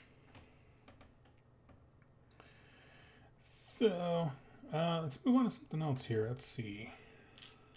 Does anyone in the chat have a question for me as we just chill out? You can ask pretty much anything.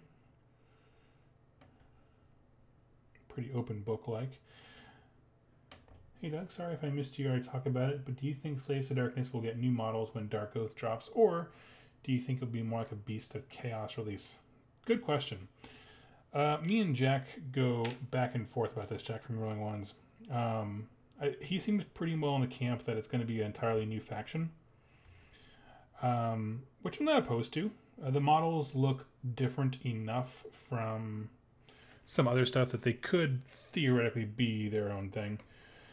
My true hope is that they come out and they kind of act as another Chaos God faction in terms of rules and how that functions.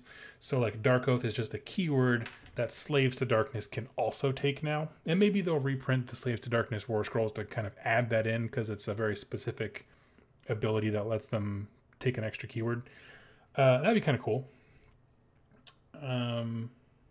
To that end, yeah, I would prefer it, certainly, if that's what it was. I think they are going to get new models. We're pretty much assured they're going to get new models because of the warband for Dark Oath. I don't know how that word escaped me.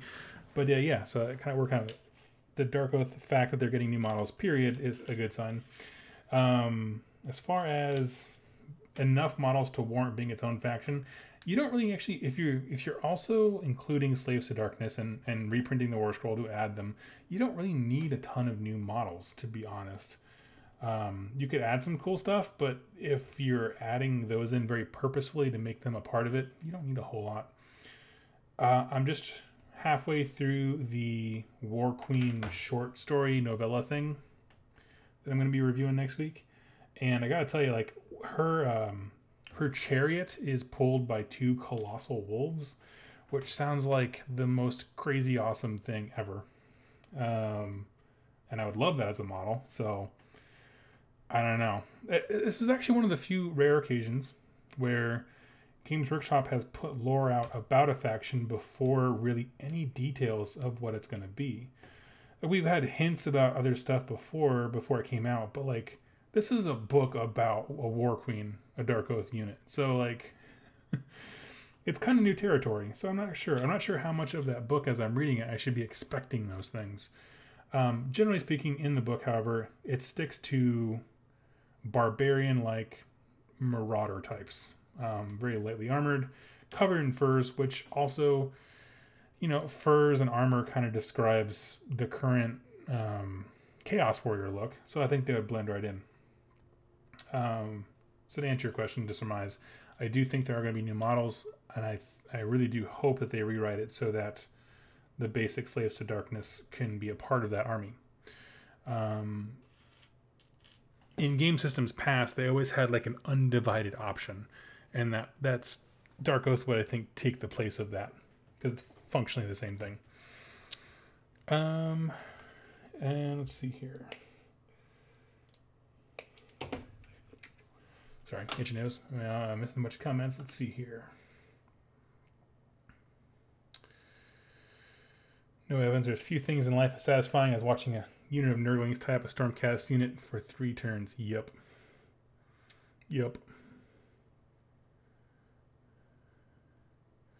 we were just talking about, TJ, we were just talking about a AOS version of Kill Team, and it'd be awesome. I hope.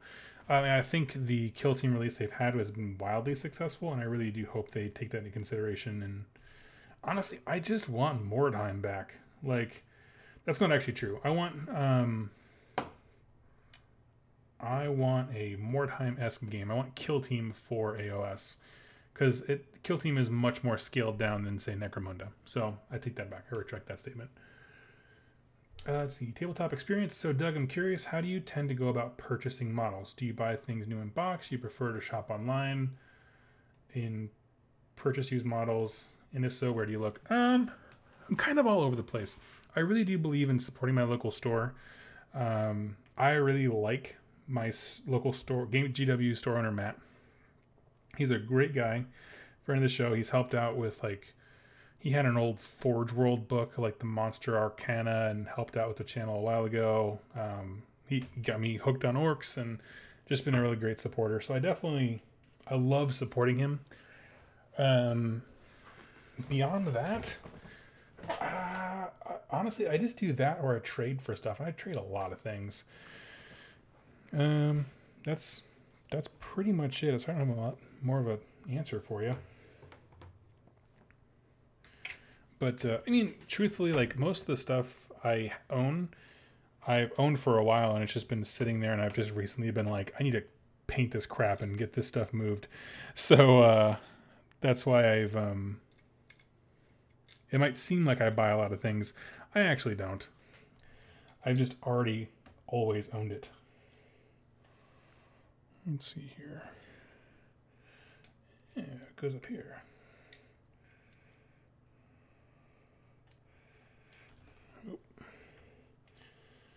This thing is a little tricky. Oh, God. Dropping pieces of Trukk everywhere. Yeah, so I'm all over the place when it comes to buying stuff. Let's see. Noah Evans, could Dark become the Chaos Undivided type keyword? Exactly. I think that is the gap it will fill.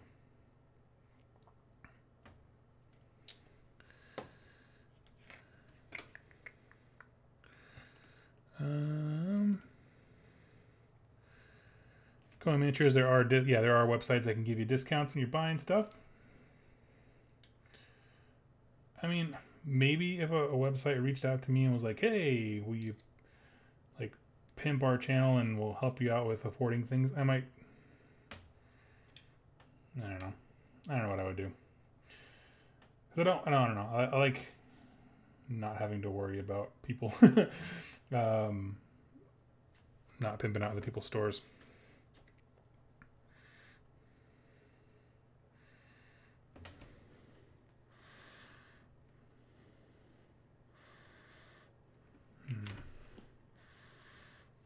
Oh, I'm missing pieces. That's what's going on. Forgot to cut something out. One second here. I'm like, why doesn't this fit? Because I didn't actually get the right piece.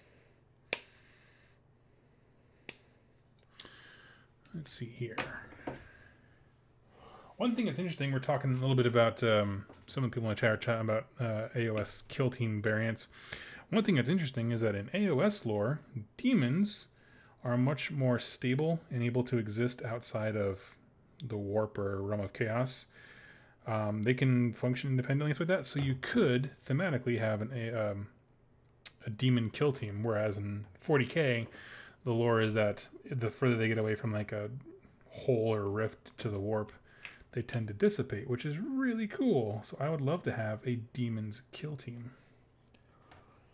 So consider that. Oh wow, I'm like way behind on my comments here. Let's see here. Any feelings about the Christmas boxes coming out? I saw Seraphon 1 looking really good.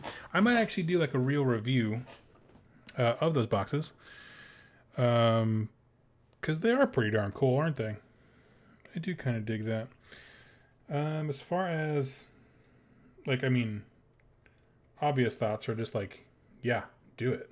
Go buy it. But in addition to that, going a little deeper, I think they're all really great values. I think they generally are.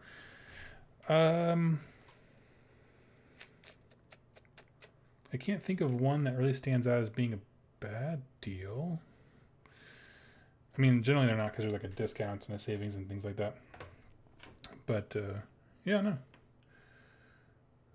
Daughter of Cain box is an amazing value. Actually, that's a really good point. That is probably the most outstanding value, not only because of the monetary discount, but they're all stuff that you need if you want to dive heavy into. I will warn you though, you should really expect Daughters of Cain points to change rapidly because they are sweeping the tournament scene's leg.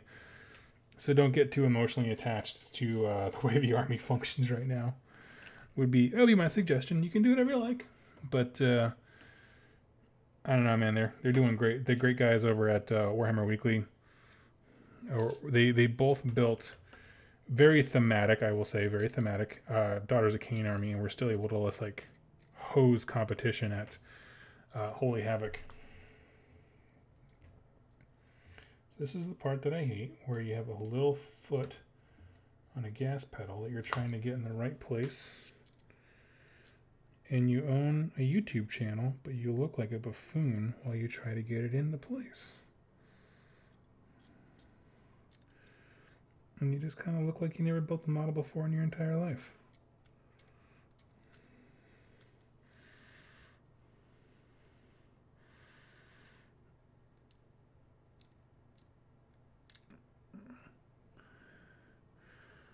All right.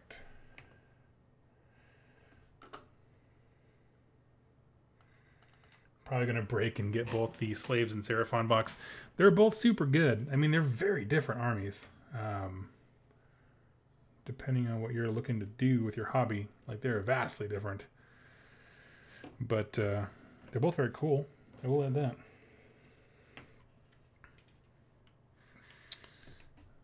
Let's see here.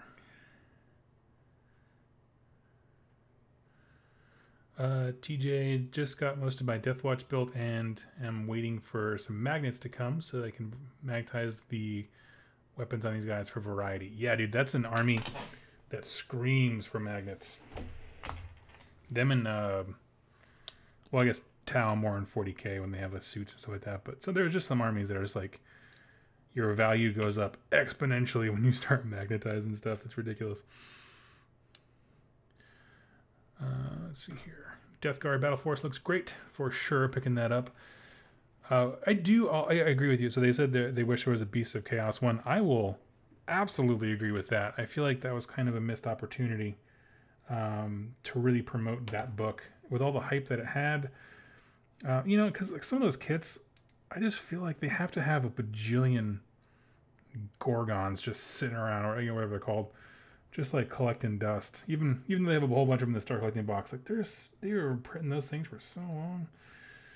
Get them out of here.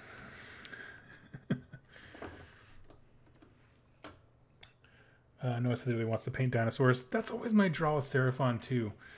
Like, you know, conceptually I understand that an army is made of more than just its big heavy hitters, but like the big heavy hitters, like the monsters, are always the most appealing part of Seraphon. 100%. I don't want to paint ungodly numbers of skinks, which I know you don't technically have to, but I probably would, because that's who I am. Let's see here. There we go. Let's see here. Yeah, if so a few folks are chatting about how long it takes to play games, and that's really a bummer. And it certainly is. Have you all ever played the oh my gosh, what's it called? Massive Regiments. It's a new format like for apocalypse style games that just came out in the latest General's Handbook. We played that. We played a big 4-way. No, it was a 2 versus 2 game. Where it was me and Jack on a side, and it was Mark, Brent. Oh, and there was actually Dylan. So there was 2 versus 3. Me and Jack had the Chaos Forces. The other guys all had Order. Gathering of Might. Thank you, Kenzie. Yeah, that is actually probably one of the funnest things. And the thing that makes it fast is basically when you attack, your entire unit attacks. So like if you have a horde of like, I don't know, 50 goblins, right? We'll just say Moonclan Grots. All 50 of those suckers attack. There is no weapon range. Everyone's in range. When a unit attacks, the whole thing attacks. And it ends up being one of the coolest flipping things ever because stuff gets destroyed so quickly in that format. You'll be amazed at how fast games can go. So if your opponent agrees, I mean, there's no reason why you can't play it in a 2,000 point level. And there's some things I think you should not do, like they have restrictions on magic and things like that. Yeah, skip all that. But I mean, for the sake of brevity, you can really crank out a large game very fast with that format, and I loved it.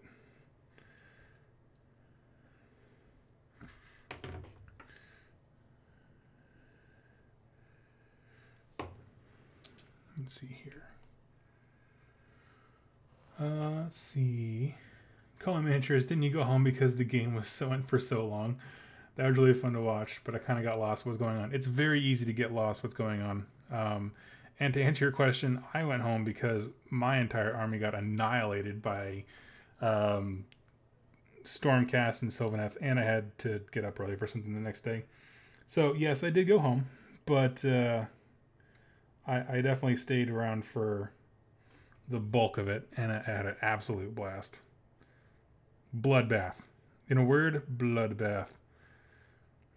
But it's one of those things like units that you don't see as being super effective because they have a 1-inch range become incredibly deadly. So like, you know, even though it's meant for like apocalypse size things, it doesn't mean you have to have max units, like max size units. Because I had a unit of 10 Chaos Warriors, but when they all get to hit, you know what I mean? They actually do more work than you'd think. So I think it's a totally viable format for smaller things, especially if you're looking to save time. It is a lot of dice rolling. I will tell you that. Like if someone brings a horde army, like you better have a comfortable seat nearby. But all in all, it's pretty great. Daniel Baker gave some advice to TJ. Just got the entire End Times book set with narrative campaign. Now trying to work it to AOS 2 format, but I think it should be a fun playthrough. There is a gentleman who converted all of the narrative missions to being for Age of Sigmar.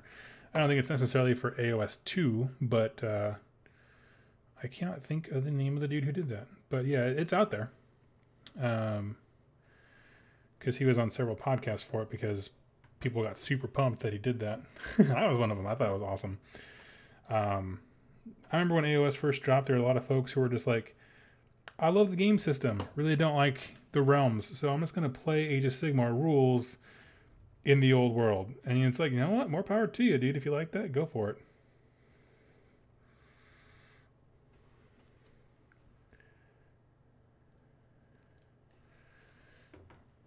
Let's see here.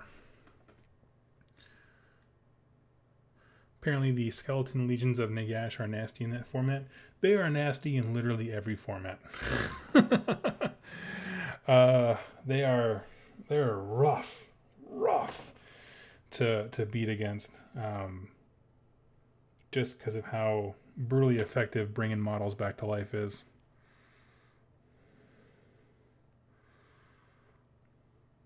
Daniel Baker, thinking of 30 Witch Elves with 4 attacks each and re-rolling wound rolls in that format. Boom, 120 attacks. Exactly. That is exactly what it is. And you know what? You're going to smile the whole time.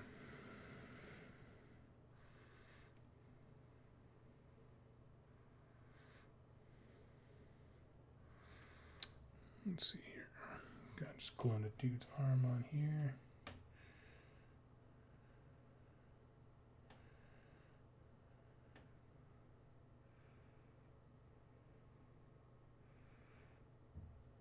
Oh no. This looks like a job for that weird paint handle thing with the octopus arms. That Games Workshop put out where I can't get the orc to hold his weapon long enough for me to glue him down.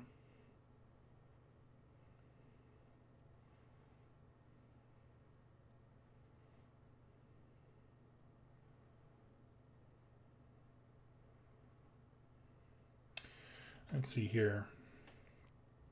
Joel, be a shame not to use the content so good. Oh, for the End Times books? Absolutely. It's great.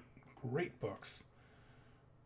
I got into the game. Well, that's not true.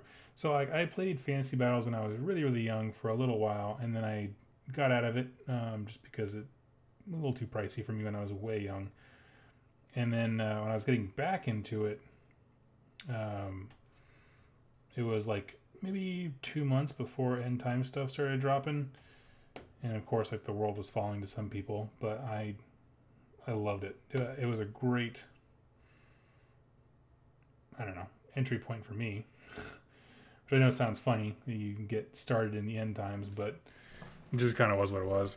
Just how time panned out.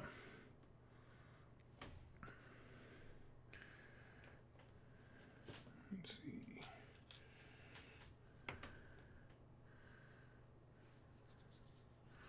Daniel says, okay, I'm playing Gathering of Might. You definitely should. As much as I poo-poo Skirmish a little bit, I cannot recommend Gathering Might enough. That one and the, I'm sorry, I'm terrible. I got off work today late. The battle missions where, like, you have random objectives throughout the game. Those are the two formats that I'm like, everyone needs to try this. This is legit.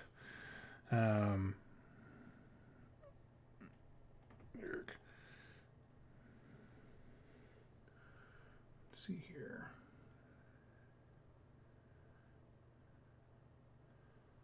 Yep, checking out Kill Team to save some time. I see that in the comments. Yeah, absolutely.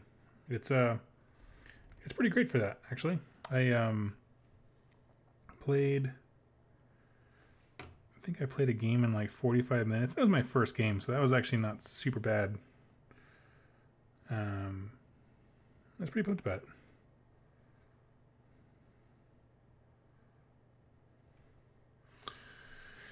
Okay. Sorry about that. This little orc guy is a pain to magnetize. Oh my goodness.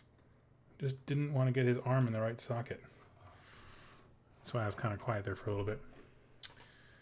Co-adventures were an 8-player group, all with 2,000 point armies, and yet we haven't played Gathering of Might yet. Oh, you totally should. Even if it's awkward, you should, like, split up into teams and try it out that way. Be like, hey, we have not Order versus Chaos, but you know what I mean, like Team A versus Team B, and create a little light narrative for why, and just go nuts. I mean, I'm not gonna lie to you, it still takes time. Like, it's still a long game because there's just so many things happening. But if you have multiple folks playing, so like I was on one end of the table, Jack was on the other, and like, even though we're activating as a solid team, me and Jack, I would be resolving stuff with Brent, and he would be resolving stuff with Mark. And so, like, you can together collectively knock out a turn pretty quickly, even though you have a lot of stuff to go through. So I found it worked out pretty well.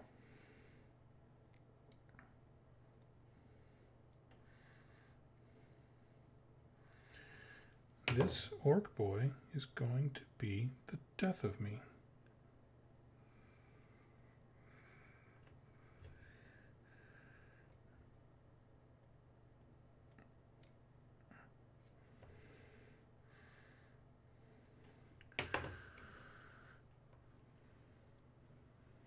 Kill Team is good. My kids have fun with Warhammer Quest.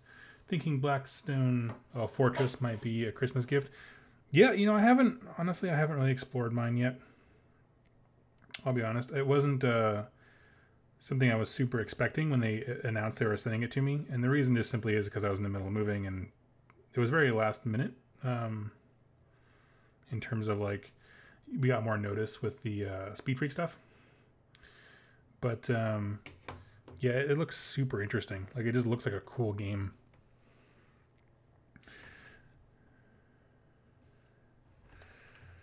Let's see here.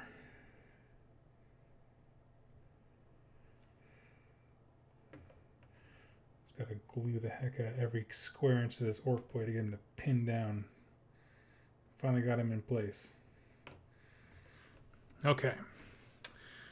Kenzie, I'm still unsure if I should get Blackstone Fortress for Christmas, with still having Soul Wars and the older stuff to paint. You know, my thing is it the kind of game you want to play? So, for example, like with me, Blackstone Fortress, right? The reason I didn't buy Silver Tower isn't because the models weren't great or because there wasn't enough hype. There's a lot of hype. The models are amazing. The thing is that I'm just not super into the dungeon explorer type thing. I'd rather have the armies and the terrain and all that kind of thing. So I don't know. Like, even if it's on the channel, it's not going to be on a ton. For that exact reason, it's just not necessarily my kind of game. So you know, your mileage may vary. So that's why I don't typically suggest people buy things, because we're all very different in what we like and what we don't like. So yeah, just kind of keep that in mind. Just kind of ask yourself, like, it's easy to fall into the hype train because there are a lot of people who have a lot of nostalgia for HammerQuest. They look at that and they're like, this is amazing, right? Like, they're like, legitimately, they're very excited and should be. But for me, it's I don't have that same level of attachment to it, and I also don't have a gaming group that would play it. Like, if, you know, like, they're kind of suggesting that, like, oh, have someone in your gaming group go buy this sucker, and then, you know what I mean, then you guys can have your gaming group play it for pretty much infinity. And I don't know, it's not the way that I tend to game. So Cohen Miniatures, I was thinking 4 teams on Grand Alliances, even though I'd be alone in Destruction, my Iron Jaws and Moonclan Grots. Yeah, that totally works. I have one man army. I've heard good and bad things about Warhammer Quest stuff. It's what kept it buying for myself. You know, again, there are other Dungeon Explorer games. I think Games Workshop makes the best ones. Like, in terms of just sheer model quality and the amount of character involved, the books in this thing are amazing. And so for that, if it's just something that you're into, yeah, go hog wild. It's just not something I'm into. Let's see here. By the way, Doug, how's the new house and new paint workstation? It's awesome. I'm going to have a new camera here. Actually gets delivered tomorrow. So I'll be able to show off and do a little better stuff when it comes to filming my hobby progress. But no, I'm loving it. I unpacked my last box for the rest of the house last night, and so now it's just a matter of kind of decorating the studio. Like, I don't have any shelves or anything like that. I need to get shelves, need to get cabinets for it. I have a table on the way, a game table on the way. So I'm very excited about what I can do here. Kinsey, it honestly kind of is. I want to expand my horizons as a tabletop gamer, and I think that blends D&D and Warhammer interesting, and it's one player and cool chaos models. Yeah, totally. Yeah, that's awesome. That is exactly what it is. You have nailed it. Joel, I have four kids, guys, and it's a built-in gaming group. They're all inflicted to my gaming desires. I love it. Yeah, the single player thing has also piqued my interest. I don't know. It sounds very original, and I like it.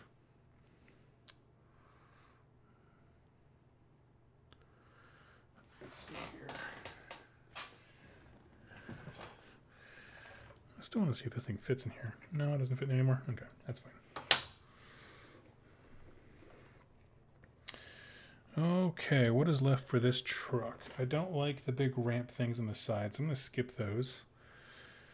And I don't know. I kind of like it the way he is. I kept off a grill in the front here so you can see the fan behind it. I want to keep that way. I think he looks different enough from my other truck. The other truck I didn't put some of the other details on. Let's see here.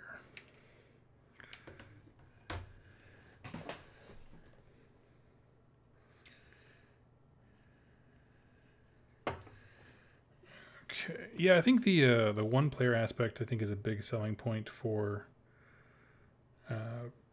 Blackstone Fortress, and like I think obviously they encourage people to have gaming groups and like that, but it certainly makes it different, you know.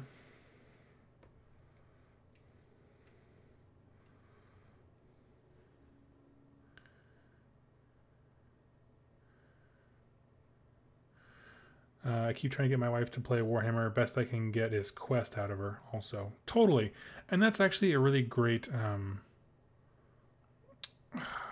I've seen multiple couples have that same thing, where like one will be very interested in, pick a game, 40k AOS, but the other one's like, I'm not quite there yet because they don't see the wargaming aspect of it. They just like, oh, this is close to a standalone game that I'm used to, like in terms of like their comfort zone, and so it's a much easier sell in that respect. So I totally agree. There are several people like that.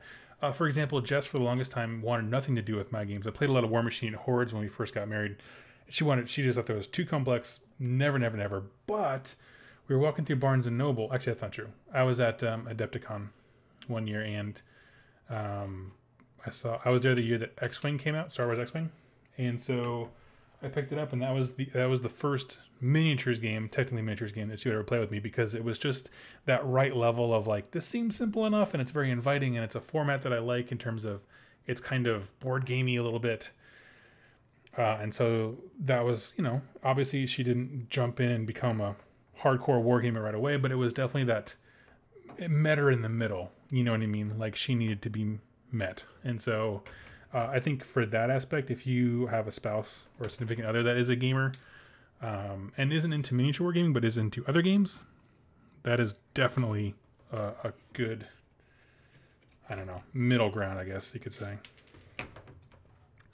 Plus, I mean, it'd be really cool because like that kind of stuff can add some context, right? Like you can learn a little bit about the story of Age of Sigmar from playing Silver Tower, and then you can introduce them like, hey, when I talk about these things, this is why I play this faction, right? You know what I mean? You can kind of give context for the parts of the hobby that you like.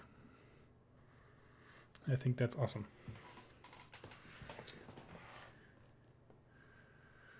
Let's see here. I tend to pick things up faster and learn faster by playing rather than reading something 3 times over. I'm the same way. I learn to do by doing. I learned about 24 ways to not play orcs before the Codex came out. And I was pretty good towards the end of the index days.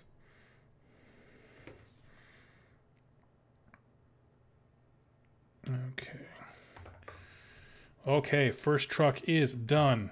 Holy smokes, that took far too long because the instructions are all over the place. Done emotionally and physically. Okay.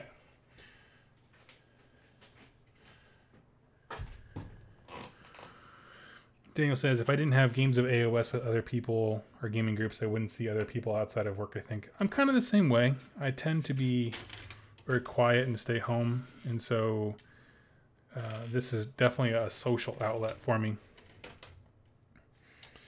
Okay, this sprue is also looking complex. Here's my instructions here. Here we go.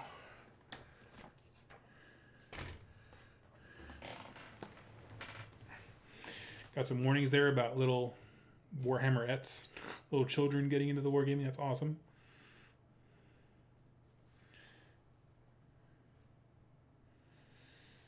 Kenty says the one-player aspect is super important because she's having trouble with a group. I get that. I totally do. I mean, so I'm just going to pause and just chat here for a little bit because I need to give my eyes a break. I struggle with if I'm not actively playing games of whatever, it doesn't really matter what, I lose enthusiasm and like creativity when it comes to the channel. So I completely understand. I mean, especially when I was back in Iowa, not having a gaming group really, really sucked. Because like you figure, so before this last weekend, I played a game with the Orc Codex, and I played Jack on rerolling ones with my Iron Jaws before I gave him away to him.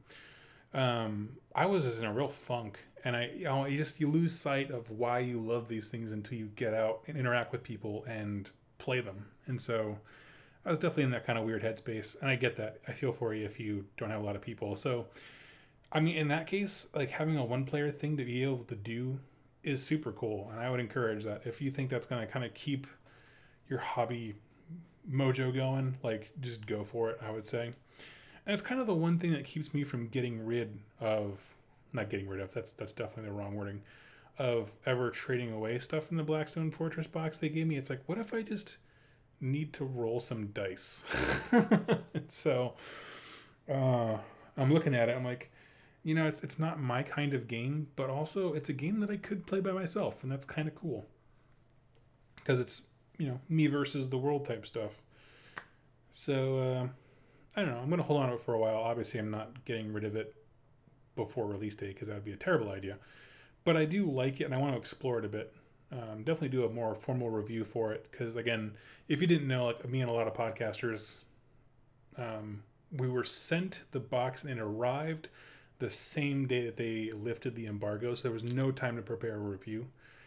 So I haven't even really had a chance to dive into it with the move and all that stuff. But I want to really explore the rule book, see if that one player aspect appeals to me, and then I'll kind of give a review based on that too. So yeah. Let's see here.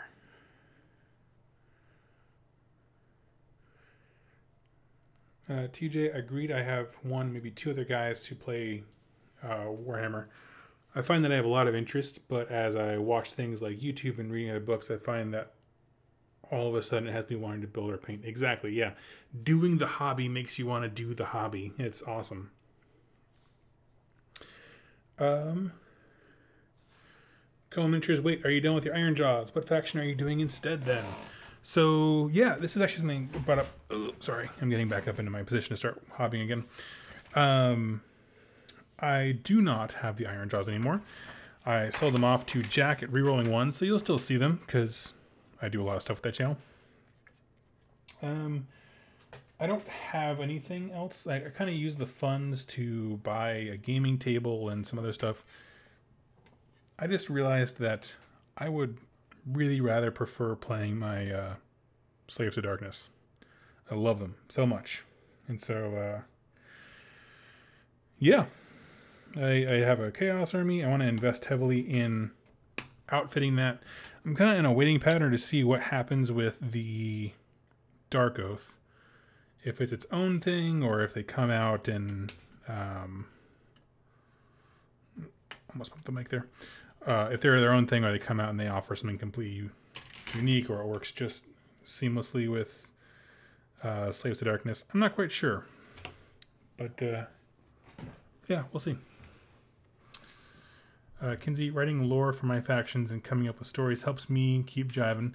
But I'm hoping to foster community when I go off to college. Oh, you're still in high school. Yeah, dude. I mean, colleges are great for that because all it takes is one person seeing you to have fun, and then they go, "What's that?" And that's it. That's when you like. That's all real life is.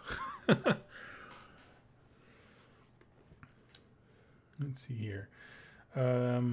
Depending on where you're going to college, many college towns do have gaming groups. So I don't know what you're thinking about, but they're pretty widespread. And certainly Kill Team is going to be a big thing in college towns because it's like $50 to get involved. And as long as one person there running the show has a rule book, you're pretty well set. 17, 18, okay. Now this vehicle seems like it's going to be more challenging because I actually have to like pay attention because all these things are numbered.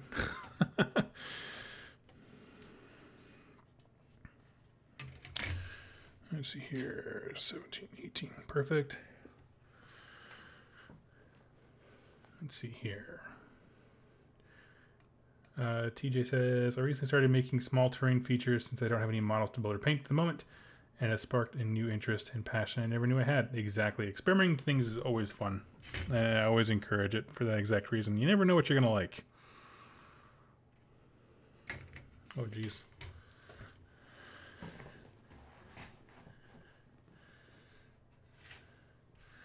Let's see here.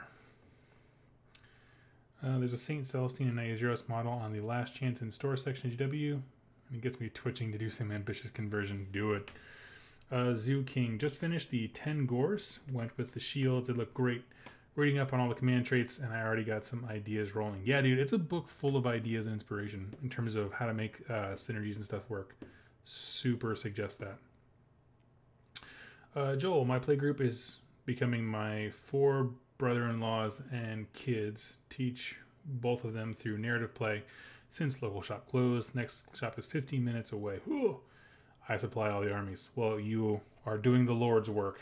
And it's awesome. That's awesome that you can do that. And it's fun to do it with family. No Evans. If they don't have one, try starting a group. Check out Games Workshop Warhammer School program. Totally. It sounds like Kinsey's a senior, so I'm not quite sure how quickly she can get that together. Sorry, I'm cutting stuff while I'm doing this, trying not to kill my fingers. Kinsey says, I'm going to some big Division 1 stuff. I'm hoping to get some kills. Yeah, dude, if you're going to Division 1 school, I'm sure they have, because those are all in towns that are developed, and so I'm sure they would have a hobby shop there. I went to, where I was in Iowa was right outside Iowa State University. And actually, University of Iowa. We moved from Ames to Iowa City. And so, yeah, I mean, even it's not a huge town by any stretch. That's a blip on the radar to some of these Division 1 schools. And they had a cool hobby shop with a great community. It was War Machine Hordes, but that was also during the dark times of Games Workshop. So I'm sure they're all aboard the 40K bandwagon now. Zero doubt.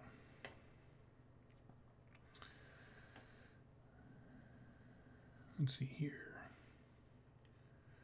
Wargaming led to 3D printing hobby I have now, which I'm currently working on tonight. That is awesome. That is super cool.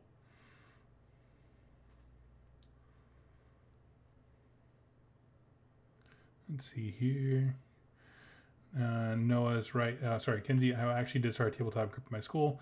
It's attracted mostly card gamers, but we're hoping to push more tabletop RPG stuff next semester. Sweet. That's awesome. See, I went to school in Texas. I was in San Antonio, and we didn't have a gaming group. There were a few random groups here and there, but I don't know. I also tried joining the sci-fi book club so I could talk about Black Library stuff because I still liked it back then. And people were like, I don't know, they were crapping all over Black Library because they kind of viewed it as I don't know. They were just kind of like, what's the word? Pretentious about books, which I don't really get. I feel like if anyone's reading, that's just a great thing in general. But whatever. Daniel Baker, sigh. It's 5:30 a.m. here. I just woke for some reason, and Doug took another sprue. That can only mean to make some tea and start building some ladies in bikinis. Talking about hobby breeding hobbies. Yep. I'm not sure how much longer I'll be at it. I'm at, 2 hours and 20 minutes now. My voice is probably going to give out sometime soon. But, yeah. Let's see here. Noah Evans. I didn't realize how big the community inside the military was until I started. Yes. It is actually huge in the military. I don't know. My brother doesn't like this stuff at all. It's not his cup of tea. But even he was commenting on that because he asked a bunch of questions when he was over in Afghanistan a couple years ago, and he's defiantly was just like, yeah, no, this is dumb. I'm not doing this. But at the same time was just like, everyone else looks like they're having fun. Like, yeah, we all have fun. That's why we do it. Because this war is way more fun than your war, nerd. Things that you can only say to your brother in the military. Let's see here. 23. Here we go.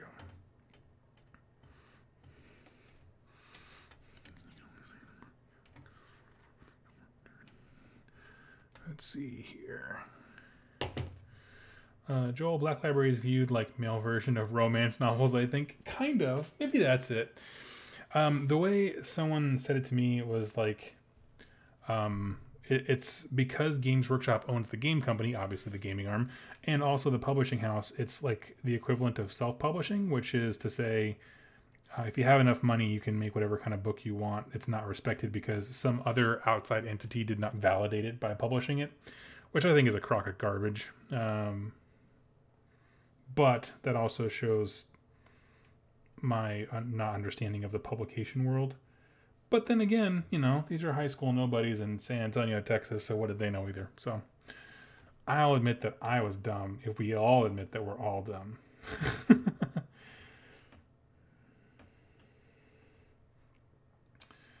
Let's see here. Kenzie, we applied for and got the support kit.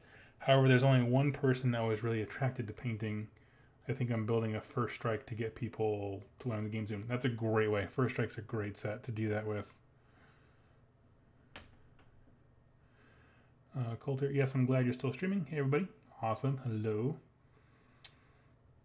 Let's see here. Well, we all have fun except for that one guy we all know that does this only to make others not have fun. Yeah. There's always that guy. Always gonna be that guy. Let's see here. There is a lot of work that goes into each one of these stinking vehicles' tracks. And I'm not sure if I love it or hate it yet.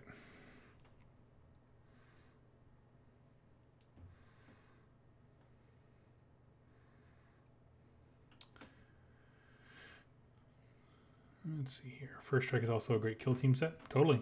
A co-miniatures, yes, dumb but happy. Plus, would you want to be the well actually guy? I knew the channel was succeeding when I got my first actually guy who was like, actually in this other book about Age of Sigmar, this other thing happened, and I was like, this is it. We've arrived. We've arrived to the depths of nerddom, and now all of a sudden everyone can be smarter than me. I have worked hard to prove that Age of Sigmar has lore, and now you're learning it at a faster rate than I can. Awesome. Legitimately awesome. That's not like sarcasm. That's like, I'm glad people are seeing value in it enough to read it. But yeah, exactly. There's always the actually guy is a bane of hobby existence, but also a sign of progress.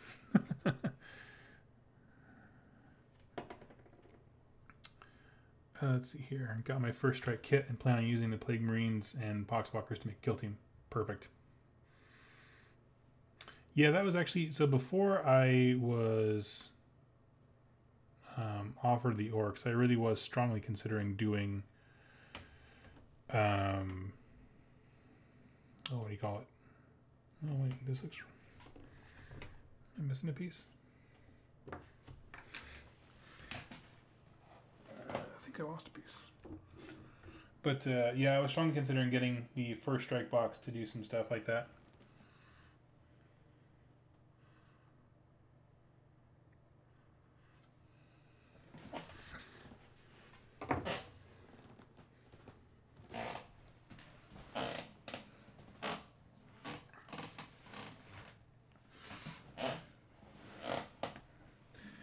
Right now I'm experiencing the best part of the hobby, which is when you kind of like shake down your whole workstation to make sure you didn't miss a piece.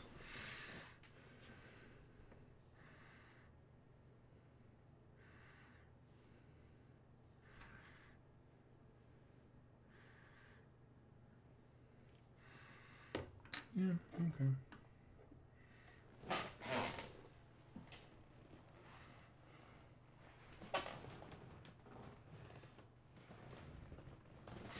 Let's see here.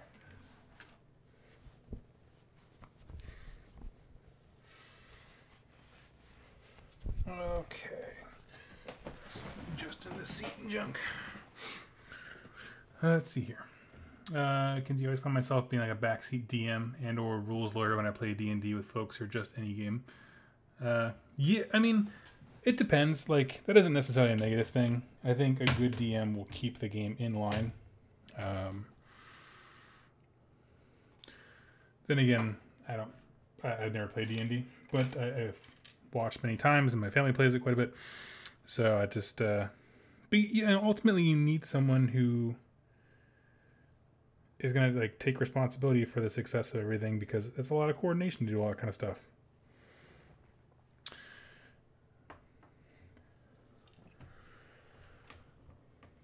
Joel, I found it interesting in End Times books. The twin comet came before any large chaos invasion. That seems odd. They took Sigmar. They took that as Sigmar's symbol. Yeah. I'm trying to think of the origins of that, like why it was Sigmar's thing. I feel like something happened in his old world book. Let's see here.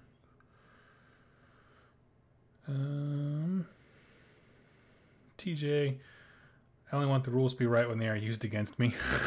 Totally. Yeah. Just make someone triple check every time they have an advantage. I don't think Legions of Nagash really lets you bring back a unit of skeletons, a 30-man unit of skeletons. You might want to double check your book and just be that guy. Totally.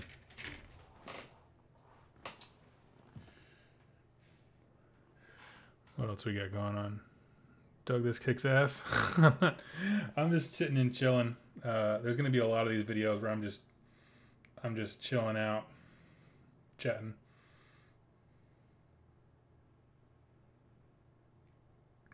So yeah. Let's see here.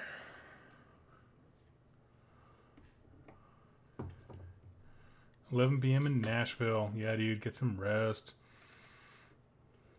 Friends, I am probably going to hop off as well. I got to give my wife a call. But it has been 2 hours and 25 minutes of joy and hobby progress. We built a truck, an orc truck, which looks super cool. I like him very much. And you will see this guy painted probably fairly soon. I think tomorrow I'm going to do a whole bunch of priming, so he'll be on that docket. And soon, my good friend Ben, who hooked me up with the Torox, will feel the wrath of 10 orc knobs with power claws. Not all power claws, but some power claws in there. And just, I will aim to ruin his day, and I will do it for the glory of this channel. So anyway, thank you all, friends.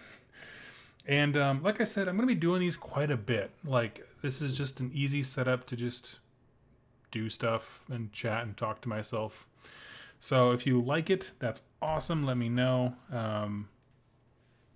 And just kind of like save up questions. This way when I start doing stuff, you can be like, oh yeah, I meant to ask you blank, because I would love that. And it can be about wargaming, game rules, hobby stuff, whatever you want it to be. I don't really care. I'm pretty much an open book. So, yeah, I will chat with you all soon. And I'll probably do a little bit of stuff tomorrow night, because why not? But don't hold me to it. Sometimes I'll just kind of pop on the computer and start hobbying. Anyway, I look forward to seeing you all very, very soon. Have yourselves a wonderful evening.